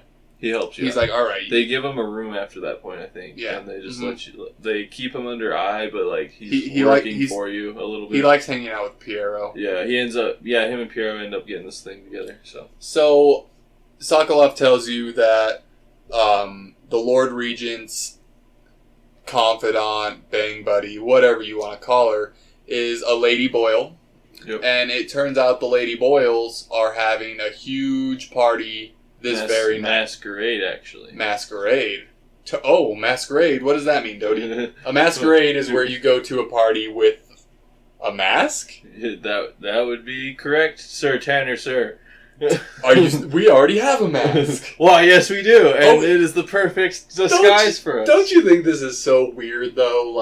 It was a pretty weird mask to go to a masquerade. Right. It's a super weird But did you mask. see most of the masks that the other people were wearing? They're all pretty wacky. Okay, so you have this mask, you're going to this masquerade at the Lady Boyles. Yeah. Wait, before we get to there, I also want to mention Piero. He crafts a lot of stuff for us other than this mask that we didn't really cover too much, which also is upgrades for our weapons and our mask itself. I don't know if you got it, but I got the magnification upgrade. I didn't use it too much, but it did help. If you read the comments in the game, it does say that you can upgrade it to where you can hear people more. Yeah. And I did use it for that sometimes. I did the same thing. Other than that, it was just upgrading your gun as bigger clip capacity, better accuracy. So Piero is the store in this game. Yeah, he's just where you're gonna get all your upgrades from, and you can also buy runes from him too, which I found out was the easy way to get runes. So, but yeah. Anyway, we have to go to this masquerade. Yeah, and take out the Lord Regent's lover. So you head. How do you get there? Samuel just takes you, right? Yeah. So this is in the. I actually don't quite remember where this district is. I think Samuel just takes you to the Boyles Manor. I believe so. I believe it's just he takes you in that little river. Yep. So Samuel, and this is where the first place you meet tall boys, which is what Samuel even mentions that it's such a big thing that they brought some tall boys in. So tall boys fucking shitty. So tall boys, if you ever played Half-Life, are like the Combine soldiers who are on the stilts. They're just soldiers who are really tall who fire arrows at you. And I'm assuming they're tall because one, they got the high ground, and two, they're away from rats because they have that tall. Like they don't get affected by rats, and then they'll fucking claw the shit out of you if you're right under them. So Samuel drops you off in this little sewer drain, and you're tasked with breaking into this party and finding the Lady Boyle and either killing her, taking her out, talking to her, whatever. And this is the first area in the game that they introduced neutral zones, other than the Hound Pit Pub. Oh no, I get. What do you mean by neutral zones? So like the distillery district.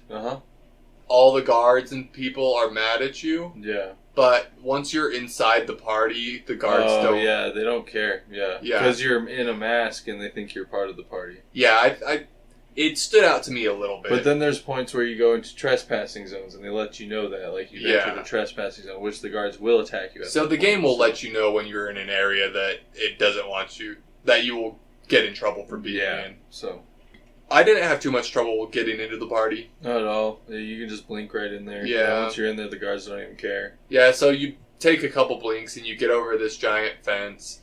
And I landed right in front of the driveway, right in front of the front door, basically. Okay. So did you see these three people that were having I know which three people you're talking about. I did not go that way, because that's actually the garden, and then the front door's around the corner. Oh, but, really? I went through some doors or through some abandoned apartments, and I blinked onto the balcony, and I went through the top level first. Oh. Actually. So I was actually trespassing before I entered the party. So what I did, before we get into this, did you talk to, was it Pendleton again? Yep, Pendleton again? mentions one of the guys has a grudge against him or something. So Pendleton mentions, hey, go talk to this guy at the party, he's expecting me. And that's the optional mission for this. Yep, I did that one too. So. You know what I thought going into this? When I first got this mission, I thought Pendleton was gay. Oh, really? Yeah, I thought you were going to, like, meet his lover on his behalf. On his down low? Yeah. Yeah, I just thought this was a friend. Honestly, I thought we were going to get some info or something significant out of this. Yeah. And it ended up not being that at all. So yeah, so for this side quest, you meet this guy that Pendleton wants you to meet, and you end up dueling him. It was pretty easy. Yeah, and if you guys do want to do the non-chaotic way, you can, because they give you a pistol, but you can switch it to your sleep darts and sleep the fuck out of him. Oh, yeah, I didn't know that. So, but I just killed him. So that's what I did. I didn't do. Yeah, I decided I wanted to see if it'd work. I wanted to see if they'd get mad at me, and they didn't. And then I grabbed him and threw him in the bushes. So I didn't. They said they can just leave him and the guards will take care of him. So yeah, I just left him. It was fine. Yeah, it doesn't matter. So because it's a legal duel. Yeah, it was an honorable duel. Yeah, so but it's pretty cool because they do make you duel like on a kind of actual duel level. Yeah, they had like turn your back and then turn around. They had like a set area for it. Yeah, it was really cool. I enjoyed that one. So you take care of that duel and you're headed into the party. How I got into the party is there was these three people out front, a man and two women, and one of the womans dropped her invitation, and the guy turned to her and said, "Hey, don't pick that up, it's dirty." So they go up to the door and they get in. The guy's like, "Oh, she dropped her invitation, I'm so sorry." Mm-hmm. They go in and you just walk up, pick up the invitation, and go inside. So it's really not that big of a deal. Yeah. I did not do it that way, but that seems like a pretty easy way to do it. Yeah. The other easy way is just to kill the guy on the balcony and walk right in. And so I walked right in the front door to this party, and it was a pretty interesting party. Yeah, it's not too bad. It's pretty cool. I like all the masks. Oh, that guy that you kill, the duel, he has a wolf mask that has his tongue, or was it a tongue or was it a pipe? I didn't look at it. So it's either I think it's a pipe, but it might be just his tongue sticking out the side of his mouth, kind of weird like. Oh yeah. And it was an interesting mask. I liked it. Yeah, a lot of the masks are really cool around here. Yeah, I really enjoy the masks in this game. I really just the beauty of this game is really nice, even though it's like I'm not a big fan of the steampunk type like beauty, but like the visuals pretty on par. It runs this weird line of being really grungy and gorgeous at the same time. Yeah, really vibrant. That's what it colors. is at the moment, because they're in the middle of a plague, so it's just nasty, but it's pretty. But then you go into these extravagant areas. Yeah. And those are mainly the rich areas too. So like what we're at right now. In this party, the Boyle's party. I don't know what to call them. It's a party at the Boyle's house. A masquerade at the Boyle's house. The main goal of this is to figure out who the Lady Boyle is and to find her because everybody else is in masks. And finding the Boyle women turned out to be pretty easy. They're all wearing the same masks. Just different colors. Different colors. I think there's a black, a white, and a red one. Yep, you're right. So you're tasked with finding out which one is the Lord Regent's mistress and killing her and getting rid of her. We'll leave the color of which one it is in mystery if you play the game and want to know. Yeah, I think we probably did this the same way because I ended up sneaking upstairs and going in her room and just finding out what color she was wearing and then you just go up and murder her. Oh, yeah. I murdered her. I don't know. You probably choked her out. Actually, maybe. I have an interesting thing. You go up. I found out who the Lady Boyle was. You go into her room. You read her notes, and you find out she's working with the Lord Regent. And then you read her sister's notes, and you find out what colors they're wearing. And with that information, you can find out who the Lady Boyle is. Yep. There's this other man. I should have wrote down his name, but I don't have it. Did you notice any man in like a creepy fly mask? It was like really fuzzy with like. Was he talking in the corner, like kind of like making snarky comments? Yeah, I think I did. I just never talked to him. So if you talk to this guy, he tells you says, "Hey," like what got me to talk to him. He says, "Hey, come over here." So I went over there. I actually stole something off the table in front of him. He's like, "Yeah, I take shit all the time. They won't miss it." I'm like, "Yeah, fuck yeah, man." So I talked to him. And he says, "Hey, I know why you're here. You're here to take out the Lady Boyle, to take care of the Lord Regent. I know who you are." I don't know how he knows this. I'm sure it says somewhere, but yeah, I'm sure there's some lore behind it. But so he says, "I love the Lady Boyle, and please don't kill her. Please just knock her out, take her to the basement, and I will make sure she disappears, just like the Pendleton twins." Right? Okay. So this is the non-lethal option. Sex slave? Like... Well, you choke out Lady Boyle, and you take her down to the basement, which was all pretty easy. You actually talk to her. You say, "Hey, there's someone here to kill you. Yeah. I need to talk to you." Yeah. And she's like, "I don't know if I believe you, but okay." And you take her to a location. Then you say, "Hey, let's meet in the basement." So you meet in the basement, you choke her out in the basement, and then you take her to this lower level of the basement where this guy's waiting for you on a boat, and you throw the Lady Boyle on a boat, and what this guy says to you is, as he's like slowly drifting out, like as there's this gate closing behind him, a creepy guy on a boat with a knocked out woman, and what he says to you is, "Yeah, she'll grow to love me. I'll make sure she spends her life happy, but she'll grow to love me with time." Yeah. And then the gate closes behind. So this guy is kidnapping Lady Boyle. Locked in his house for years. Yeah, and no one's gonna know about it. Yeah. Total slave. Like a basement fucking fuck doll kind of thing. Yeah, it's kind of creepy. Yeah. That's what this game's about, though. And his mask was just really gross and weird. Yeah. Yeah, but enough about that one, because mine was just, I walked up, murdered her, everyone wanted to murder me, I had to run for my life, and I got the fuck out of there. So after you take out the Lady Boyle, you go back to the Hound's Pit pub, go to bed, wake up, and now it's time. Havelock and Pendleton say you have done enough work, you've killed all these people, and now it is time to take out the Lord Regent.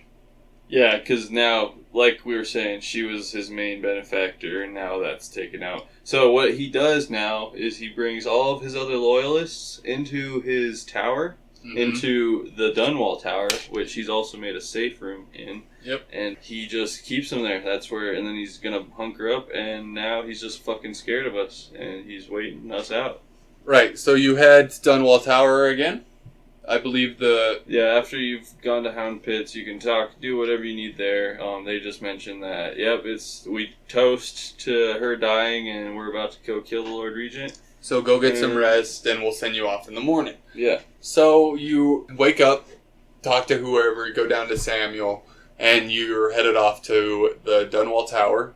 This mission is called Return to the Tower because this is that big water elevator that we were talking about earlier. Yeah, this is where the Empress was murdered. Yeah, this is where the game started. You're going back to the beginning of the game. Which is really cool because you get to go through all of that over again. Like, just jump through all that area over again on your own, in a different setting, and it's super cool. So, I honestly don't have much to say about this. I got... no one saw me, didn't kill anybody, knocked out the Lord Regent. You knocked him out? Mm-hmm. So I did it pretty decently. I like the way I did it. Well, first of all, if you guys have played the game, you'll see where these assassins come from to kill the Empress. I came that same way without knowing it. Oh, really? Yeah, because you can get on top of that building without having to go through all those people. Yeah, that's cool. And you can just fucking skip that whole area. And it was easy as shit. Like that game, the only reason I was getting caught in that area was because those tall boys were seeing me. Yeah. And then I'd just get murdered. Actually, I think I had to reset one time. Yeah, I had to reset like 2-3 times because of the tall boys. But I eventually found the path that was the most dark. And then I still got caught, but I just ended up running and getting hidden, crawling across. And then this is where my first time taking out one of those towers. I got up on the tower, I took it out, and then I got inside. And as I was crawling around, I ended up finding this one dude, which he's marked as an optional quest thing, I think. That's why I found him. One? So when you first walk in through the front door, he's in the very top right tower part. It's the announcer. Yeah, the announcer. And if you go talk to the announcer, he says that... this is actually how you do the non-lethal. Yeah, this is the non-lethal, this is absolute way to do it. This is... So you go and talk to him, and he mentions that he's heard the Lord Regent mention a lot of shady stuff. Yeah. And that he keeps it locked away in his safe, and then he tells you his safe because he's seeing it over the Lord Regent's shoulder. So you go to his room, which is easy as hell. Like, if you've taken out this little tower thing where this guy is at, the electric tower that's below him, you just walk out, blink to his room, open the safe, and then blink back out. And what it tells you is you put it on the announcement intercom place, and he literally explains how he's the one for the plague. He's the reason for the plague. Oh, no shit. He's the reason the Empress is dead. And the only reason he killed the Empress is because the plague didn't put her in suspicion of it. Yeah. And they didn't get rid of her because of the plague, so he had to kill her. That was the only way he could take control. So the ex-spy master, now Lord Regent, brought the plague, killed the Empress. Through rats. Brought rats with the plague, and then, And it's a special kind of plague that creates these weepers and all that stuff. Yeah. And now the plague's out of control and he can't handle it. And that's why he had Salclov under his control. He was trying to make it to where he could cure it, and that's why Salclov came up with all these elixirs and mana elixirs. And this announcement's being played to the whole city. Yeah, at this moment you play it to the whole city, so the guards come and arrest him, and then you don't have to deal with him anymore. And that's the easiest way to do it. Nice. I think, because otherwise you just kill him, and then you got to run out of there. I mean, you got to sneak out of there anyway, but if you just go back the way you came, and the way I'd already killed most of the guards, because fucking hot chaos, bitches. So now this is where you take out the Lord Regent, and I thought the game was pretty much over. Swear to God, I was like, alright, cool, let's just put Emily on the throne, done. Game's over. No, it is not. So you get back to the Hound Pits pub. Samuel's like, good job, man, proud of you. Go to bed. Yeah, go drink, and I'll just be out here. I don't really feel like it. I want to go over what just happened, Yeah, I was like, all right, for sure, man. I got some stuff to think about. You take care of that, man. He's like, yeah, don't worry about it, Samuel. Yeah, and we go inside. We have a toast. Everyone's like, fuck yeah, you did it, bro. We're gonna take care of all this shit tomorrow. And then all of a sudden, you're walking to your bed, and you don't. Quite make it there. Yeah, you don't quite make it to the bed. Yeah, you pass out at the floor of your bed. And you're conscious enough to hear what's going on outside of your brain. And you see Samuel, Havelock, Pendleton, and Martin all standing over what they think is your dead body. It is your dead body. Well, they think... What they think is your dead body. And they tell Samuel to get rid of the body. Yep. And that they're blaming you for everything. Like the assassination on the Empress and everything. So because they think it's going to give them their in to control Emily. And they murdered you because they didn't think you would allow them to control Emily, which you wouldn't. So they're going to blame everything on you, and they're going to be the heroes that found Emily, basically. Mm-hmm. So Havelock, Martin, and Pendleton leave, and Samuel's kind of standing over your body, getting ready to get rid of it, and he tells you that he only gave you half of the poison. Yep. Turns out that Samuel is a good guy, and he's here to help you and Emily. Yeah, I was like, I was going to kill Samuel, and he's like, I only give you half the poison. Hopefully you'll live. I'm like, alright, you decent. Like, I know, I was like, alright, I'm killing everybody. Fuck you all. You all need to die. Yeah, I was really pissed. But Samuel comes around. He's alright. Yeah, Samuel's the only one I forgive. So, let's just say that. So Samuel ships you off to what is called the Flooded District. Yep, he just sends you down a boat, down the river of the Flooded. And you're tasked with making your way back to the Hound Pits pub. Yeah, but before that happens, the assassins find you. It's fucking fun. So you're floating down a boat, and they just find you. And they take you? And they blink on you, and then they take you back to, what's his name? Dowd.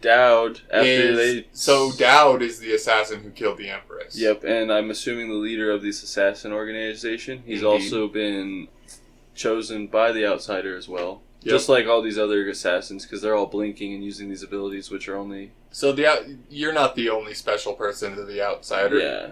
He definitely wants to cause chaos, and he's talked to a bunch of people in order to do it. Let's see. They take you to Dowd. Dowd takes you to the top of this tower, and he throws your weapons down the top of this tower. Oh, that's right. And then he knocks you out, and they throw you in a cell after telling you, like, how you're a threat to him and stuff like that. Okay, this cell, though...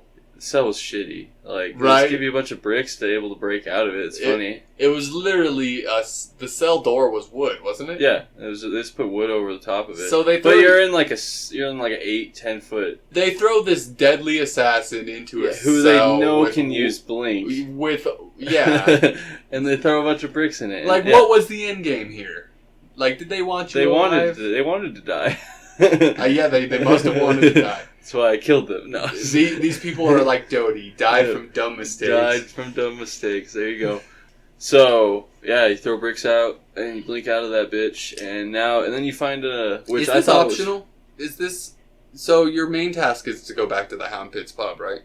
Main task, yes, is and then to your make it out of the optional flood. is to deal with Dowd. No, I think you can. No, your optional or your choice is to deal with Dowd. So you have to. Your optional is to go get your weapons back or not. Oh, okay. And you can go through the whole thing without your weapon. The rest of the game without your weapons, I'm pretty sure. Okay. Or like you can collect them all back, but like you don't have to go get everything back. I hated this area, but I still went back and got my weapons. I did too, but I feel like I did the same thing. Got and grabbed it. I was just like, I want all my shit back. Yeah. Like, so I went and grabbed it. You do get an assassin's blade if you don't go back and get all your weapons.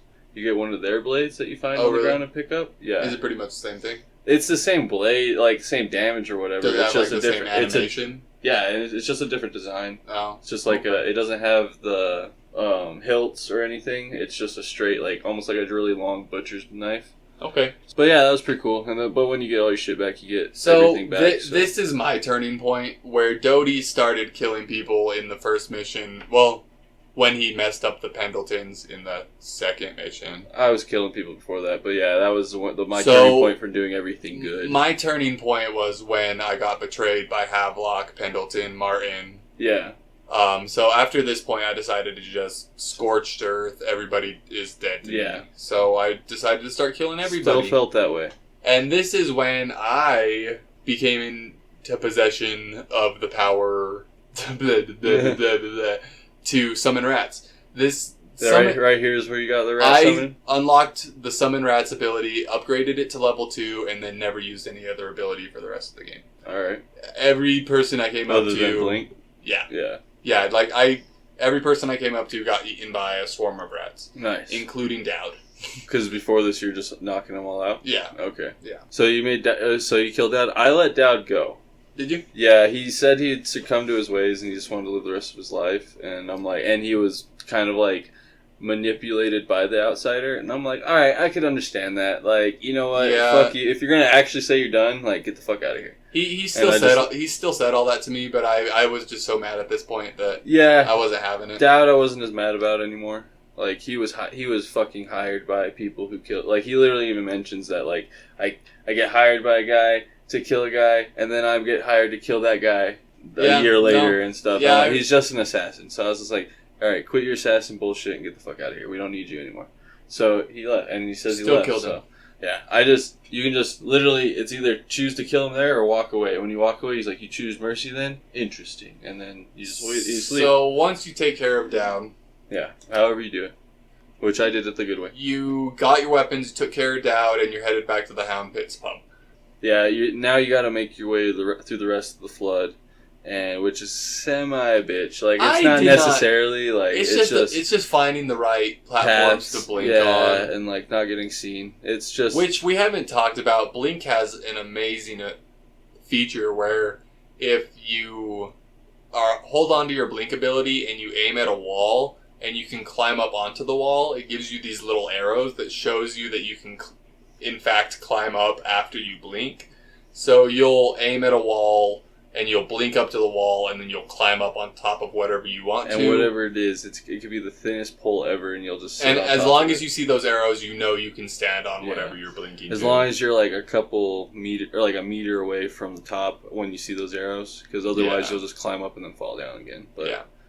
So you go through this flooded district and you make your way back to the Hound Pits pub.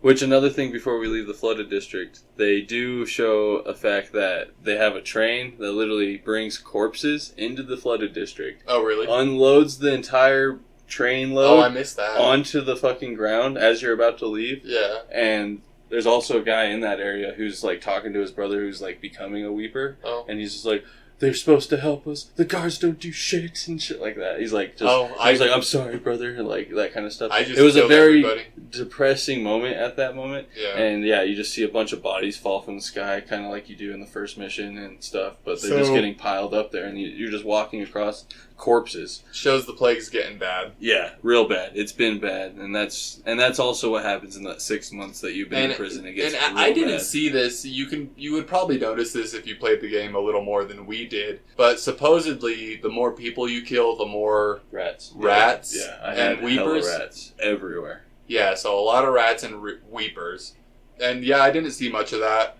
I saw a little bit of it in the last level after I have been killing people for a little while, but I had been seeing weepers a lot. But like once you kill the Lady Boyle, after that you start seeing a lot of weepers. Yeah, for me at least, it wasn't too terrible for me. Yeah. So after this, you make your way back to Hound Pits, and there's nobody here. Why are you at the Hound Pits? So you're here to find where they went. Okay. And what you found out is that the first thing you do is you find the girl that was training Emily. Yeah, and the other girl and one other person. There are 3 people. That are alive? Oh. No, the one person you find alive that's trapped is her teacher. Right, and Callista. she mentions how she was feeling sick and didn't go out that day when what's his name? Havelock called everyone out to the yard. And he proceeded to kill everyone, and she watched from the attic as she shot 2 people and then stabbed another, while Lord Pendleton was just drinking his whiskey and couldn't even look anyone in the face because he's a little bitch. So you talk to Callista, and she tells you all this stuff that happens. Havelock kills everybody. Yeah. Pendleton's a little bitch. Does she tell you where they go, or you still have to go find documents? So, you find documents. You sneak around a little bit more, because you got tall boys and shit walking around the place. And, this area I had trouble with. When you get to your room, you find Emily's note that she left for you in your room.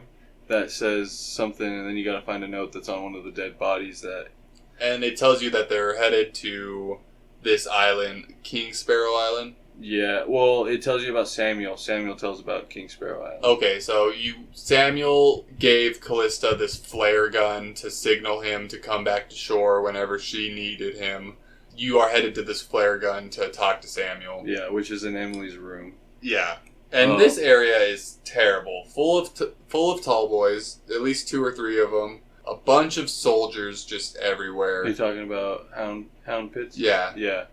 Hound Pits is just crawling with enemies. Yeah. And this is where you see the relationship between Sokolov and Piero kind of come to fruition. Yeah. It's awesome. I like it. So you end up talking to Piero and Sokolov, and what happens?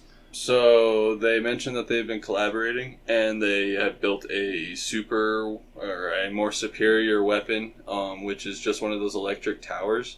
I'm not sure what those electric towers are called, but this one they've made to where it's designed to kill everyone in the area except for the people it's designed not to kill, which happen to be you three. Piero, Sokolov, right? And you. Well, that's just how they designed it. That's just video games. Yeah, well, they designed it to where it wouldn't attack you guys. I know, just don't electrocute us three. What the fuck? Like, you gotta put your blood in it or something. So, they mentioned that you gotta go get this blueprint so they can finish it, because they're almost done. So you have to go to Havelock's room, get the blueprint, give it to them. They finish working on it. Then they say you gotta fill up some oil canisters, go to the top, and activate it. And when you activate it, you can choose to incapacitate them, or you can choose to just outright just fry the shit out of them. Yeah. I fried the fuck out of them, because I'm pissed at this point. They have fucked me over, and I'm done. I'm not sure why, but I decided to just knock everybody out. Yeah, I fried everyone, so everyone was fucking straight dead. Piero and Sokolov, like, damn, that was fucking cool, like, and then Sokolov's like, we could be partners now, right? We're good, we're cool now, right? Yeah. I'm like, yeah, fuck yeah, man. I mean, like, you were just a dick because you were working for the other guy, so. Yeah, so Sokolov and Piero kill everybody or incapacitate everybody, and then you head to Emily's room. Yep. And launch this flare. Shoot the flare gun, and Samuel comes and picks you up. Yep. And from there, you're headed off to King Sparrow Island to end this whole charade. But before you get there, Samuel's kind of giving you some grief. So some shit. This is where I started looking up the different endings. I'm sure you can get low different chaos, stuff. Samuel loves you, Yeah. and you're cool with Samuel. Mm-hmm. High chaos, Samuel hates the fuck out of you. And well, that's really the only two options at this point. I'd imagine, yeah. So you don't get to make the decision for total chaos until the very end. Okay. So this is King Sparrow Island. This is a giant fortification that Pendleton, Martin, and Havelock have been working on. And what it actually is, and they haven't been working on it, was Lord Regent who built it. It's a giant lighthouse? It's a giant lighthouse. So are they It's a huge-ass lighthouse that Lord Regent built for his... I think it's for himself, too. It's like a fancy-ass place. You know what? That makes me think. I don't know if this is at all true, but, how light is used in this game, the walls of light. Yeah. So this giant lighthouse, what if it's just a giant nuclear light? A giant wall of light that's going to purify the city? Electrical pool? I mean, possibly. It probably it is on the shore on an isle, so who it's knows, probably not substantiated anywhere, but it's something fun to think about. Thoughts. Let's hear your guys' thoughts on that too. Is this lighthouse a giant wall of light that's going to kill everybody? Yeah, or is it just something to help ships? Like a normal lighthouse. But whatever. So whatever you think. What is this? So King Sparrow Island. I didn't have any trouble at all with this.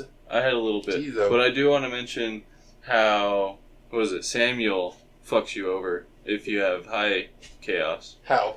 Well, so did you have high chaos? Did you know? Did you go through this? I did have high chaos, but he didn't fuck me over. So he fucks me over. He was just being sassy. He was a dick to me. So he says that he wishes I would die just like I would deserve everything I get, and that I should die just like Martin and everyone else here. Yeah. And that he hates me, and that he's also going to alert them to where I am. And then he shoots his gun in the air and alerts everyone to where I am, and they all come charging me right off the back. So the first thing you have to do is just run. I mean, you can kill everyone too, but I just ran and jumped in the water and get away from everyone immediately, which it isn't that hard. It just, if you're trying to sneak the whole time and not get caught, it makes it a lot harder if you do it that way. Yeah, for me, he was just mad. He's like, oh, at some point you made a decision to be nothing but brutal. I thought you were a better man than this, and this will be the last time you ride on my boat. Then he does a really dramatic burnout when he... So that's basically what he says to me, but then he also just mentions that I'm not And he shoots the flare gun. I'm no better than any of them. That's nuts. Yeah, and then he doesn't shoot a flare gun, he shoots a straight pistol. Oh. Just straight shoots a pistol. And it looks like confetti comes out of it, which I thought was kind of funny. I was like, you mother... Because I stood around and I'm like... Because I could have been moving at this time already. You're already out of the boat and he's still talking and shit. He's like, I'm also going to alert them to where you are. And I'm like, what? Really? I could have been gone already. And then you watch him pull out a pistol and you shoot him. I'm like, what? Really? And then he drives away. I'm like, what? And then I turn around and I'm like, there's people. I'm like, what? You fucker. Yeah. And then I die because I get shot by that fucking turret thing. And then I'm just like, screw it. I think I'll restart this part. Or not restart it, but die and let me go from there. Yeah. And then from there, it was kind of because this is where the wall of light kind of gave me shit. I couldn't figure out how to get past this wall of light. I just blinked through it, I think. No way. You had to is it that thing that's over the door with all those lights that is facing straight down? Or no? There's one light spinning on top, and then it has just these things coming across with electricity bolts shooting across and whether you went from the beach entrance or I actually ended up going entrance, into the sewer. You go through a sewer and you take out those oil canisters, and then you come back out, and then you can go through the walls. No, I went through a sewer and climbed up a ladder and ended up on the backside of King Sparrow Island. That's weird. There's a door you go through, and there's a bunch of catwalks and machinery over there. Oh, once you walk into it? Yeah. Once you get in there? Yeah. But how did you get in there initially is what we're saying. There's a sewer with a chain that goes up. Oh, really? Yeah. And I saw that chain because I always have dark vision on, and chains are highlighted. Alright. Maybe there was a different entrance that I didn't find. But that was the only way I knew to get into either side of those entrances, the beach or the harbor entrance. Yeah. Because you had to turn those walls of light and then blink over the wall, the barrier wall that they had behind it. Yeah. And then you're there, and Martin and Lord Pendleton are arguing. Pendleton's up in a wall, up in the wall. You couldn't shoot me if I was standing next to you. And then he shoots, and nothing. I don't think he hits him. He just plays it off like he didn't. Oh, no shit. That's when he mentions haha, you missed. You could hit me if I was standing next to you. Oh, damn. And then when you get up there, he's fucking laying against the shot. wall, bleeding, and he's just oh shit. We should have taken him out when we had a chance or something. I did not put that connection together. Then I just killed him then. Yeah, during that whole scene, when they were fighting each other, I got caught by a guard. Yeah. And that's when it all kicked off, and I just stood in the doorway where I was and summoned rats. And you just killed them both. Until every guard in the whole place was dead. Okay. Yeah, see, I ended up sneaking around and ended up killing them right, and killing them sneakily, just finding them where they got into right locations and being murder, and till I got to the top. But we'll let you talk. Well, yeah, that's pretty much it. You kill Pendleton, you kill Martin, and you're headed to Havelock, the main baddie of the game. And this part is pretty cool. I like the sneaking around this area. This was a pretty cool area. I enjoyed it. Yeah, it's just like another catwalk climb. Yeah, just sneaking around, climbing, finding, and the game does a really good job of giving you multiple ways to get to the location that you're at. So you can just straight walk up the stairs, or you can find these little walks and shit. Yeah. Get all around the place. So it was really cool. I went the sneakier ways after that. So yeah, this whole way I was just summoning rats. At this point, I was so done with the game. Not because I was not having fun with the game, but just pissed off. I knew I could see the end of the game, and I had already made the decision. I want to kill fucking Havelock and at this point I'm like, all right, well, I've already killed so many people, need to save Emily, rats. Until I made it to the very top where I could see Havelock in my dark vision. Okay. And then at that point I went sneak mode. I also enjoyed going up the elevator to the top of the lighthouse. That was a very cool scene. It was, view. yeah. I really enjoyed that. I really liked that. That elevator was like a nice break because you knew that was going to be the last loading screen of the game. And this is like the ending. Okay, so this is the end of the game. I can go get my snacks and whatever, do whatever you want. Come back and I'm going to beat this game. So, yeah, I don't really have anything to say about this climb. It's kind of reminiscent of the Caldwin Tower again. Yeah, definitely. It's a really tall structure that you're climbing up. You definitely have to do some stuff like the Caldwin Tower again just to get to the elevator and stuff like that. This is like the only electricity thing that I really had trouble with, that first one. figuring out like that like not I just got killed by it a couple times before I could rewire it. Oh, okay. Because the electricity box for it was under it. Okay. And you had to drop down and get under it, but you had to do it before it exploded. I would literally just run at it. Because it was just down to the left of it. And I would just fucking run. And if you run fast enough, you'd hit it, so... Yeah, I died the first time. Yeah, and I just got I think I got one thing of agility by that point, and I just had the speed to get there fast enough, so I said, fuck it. But I did get hit by it once, but if you have full health, it takes you down to like half almost on normal. Oh, it killed me instantly. Yeah, I'm sure on harder, but normal it would almost kill you, but not outright. Yeah. Yeah, being on hard, it really didn't affect me too much because I never fought people. It would have affected me so much if I was on hard, because it was already pretty hard for normal with just the way I played it. So this leads us right up to the end of the game. Yep. You get up to the top of this structure. It's a lighthouse still being built, so you're on this giant crane. No, it's pretty built. It's like fully built almost. It's like a fucking nice ass like apartment, But you're on like some kind of structure. So he walks out onto a balcony that's like not fully built or something yet. Yeah, they're still working one on part the of balcony. it. Like it's almost finished, and he's just out on the very edge. Yeah, and you can hear him grabbing her and telling her to move it. And actually, stuff like I can see him grabbing her and telling her to move it because I have dark vision too, and I've just been living this game in like a yellowish red tint. Yeah. Well, I want you to tell me how you ended it, because mine's going to be completely different. I know. I snuck under them. Havelock did not see me coming, and then I stabbed him in the neck, threw him off of the tower, saved Emily, and got the high chaos but not total chaos ending. That's awesome. Yeah. I wish I could have done that. I did not. When you hear him, I just hear him. I'm just hearing him like, come on, you need to go. Let's go, girl. Like, all right. And then when you finally see him, he just has her like, basically a chokehold without choking her out with, like, and he says, "One step closer, Corvo," and me and her jump. And I jump with her, like, I'm gonna kill her. Yeah. And without thinking, I took one more step.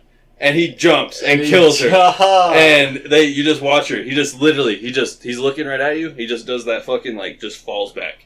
And you watch her go. And it says end game, and you finish the fucking mission, and it's just like, this is how the game ended for you, bro. Happy, have fun with that. Doty. So I was like, so pissed off. You ended the game in total chaos. Yeah, I just said, fuck it. That's how the game ended for me, man. Like, I got the high chaos achievement. Got the fucking cutscene. Oh man! Yep, it ended. It told me everything that happened. So this. So I don't know how your ending shows, but we'll talk about it. Okay, but So this is the end of the game. That's it. Havelock's dead. Either you killed everyone. If you did it my way, everyone is dead. You don't even have an empress. Dead by dumb mistake. Yeah. So I literally killed the whole city. How about I tell you about the two good endings, and then you can tell me about your bad ending. Okay. The one that neither of us got, the low chaos ending where you don't kill... I'm not sure if it's if you don't kill anybody or you kill very few people. I think you're knocking out everyone. Yeah, so it's a non-lethal run of the game. Yeah, all the big players I think you've knocked out. So... Even these last guys and stuff. Yeah, so the very best, the low chaos ending of the game, Corvo ends up being by the side of the Empress until the end. The Empire sees Corvo as a good guy, and he helps Emily rise to power. This is the best ending for Emily because she is considered a smart Empress, a fair Empress, a just Empress, and she is regarded as a very well-off... She was great for the Empire, and everybody loves her. Okay. And Corvo is there along the way, and everybody loves Corvo. Yeah. The high chaos ending, which I got, is killing people, but not letting... So the only thing differentiating a high chaos and a total chaos is letting Emily die. Okay. So in a high chaos, which is what I got, I saved Emily, but I killed everybody else, so everybody hated Corvo. Yeah, that's why Samuel's pissed off at you and shit like that. So everybody hates Corvo, and in turn, Emily turns out to be an okay Empress. Yeah. Everybody says she did what she could with what she had. So it's kind of like Emily is doing really good, Emily is not doing so great, and then the total chaos with Emily dead, what happens? So The visual they give me is the outsider talking to you. Yeah, zooming in on that gazebo. Well, telling you everything that happens. Mm-hmm. And it shows me how the whole city goes to ruin.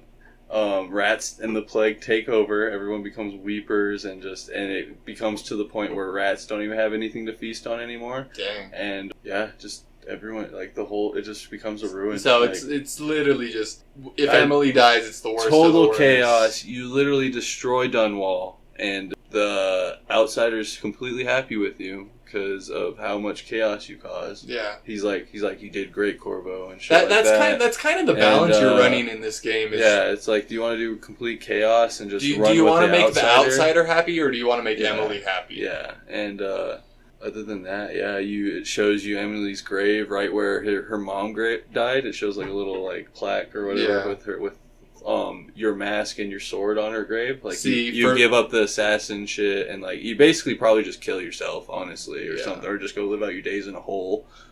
Like, yeah, for me that was Corvo's grave. Oh, really? Yeah, for me it said, though nobody will remember Corvo, Emily will. So it's like you're special to nobody except for Emily. So it still says that, it just says Corvo. Yeah. I think this one said Lady Caldwell. Yeah. Caldwin.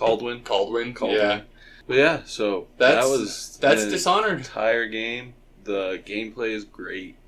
Play style, I enjoyed a lot. The killings, how you murder. I've chopped a dude in half. That was freaking awesome. It's overall just a really fun game. Yeah, I definitely recommend playing it. Even though we've basically ruined the whole story for you, it's still a great game.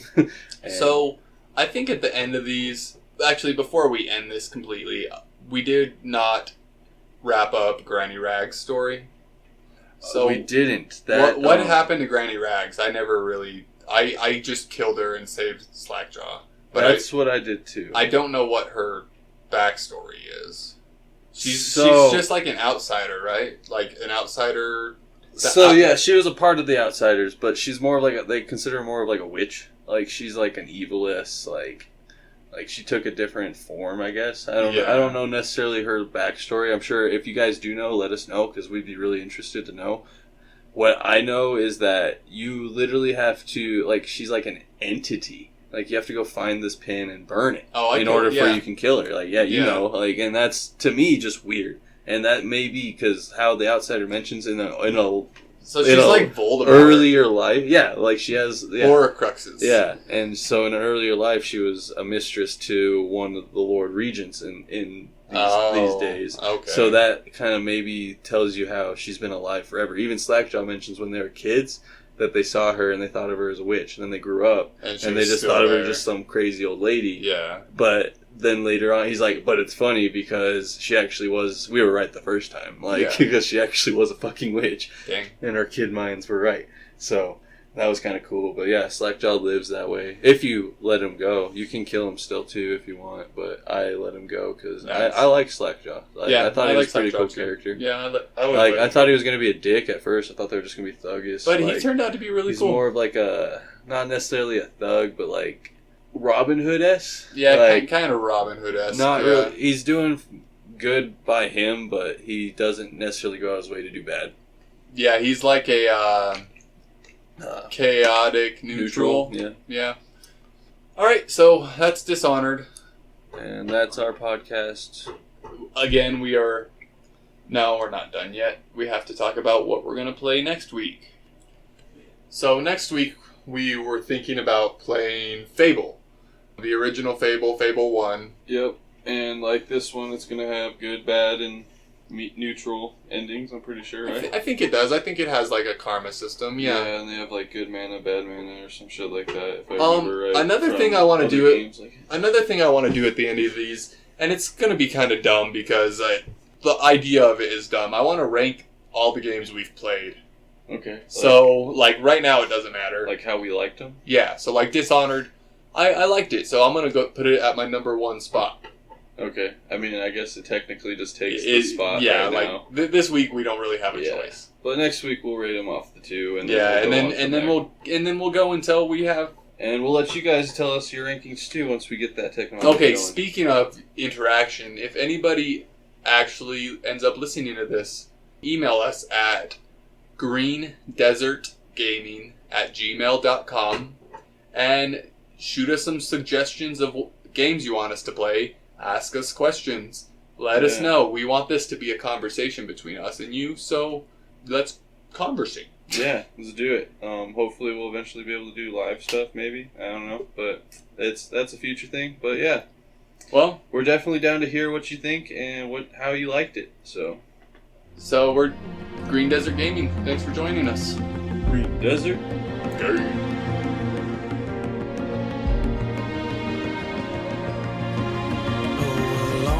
For all of the big and the small, where the taller they stand, where the harder they fall.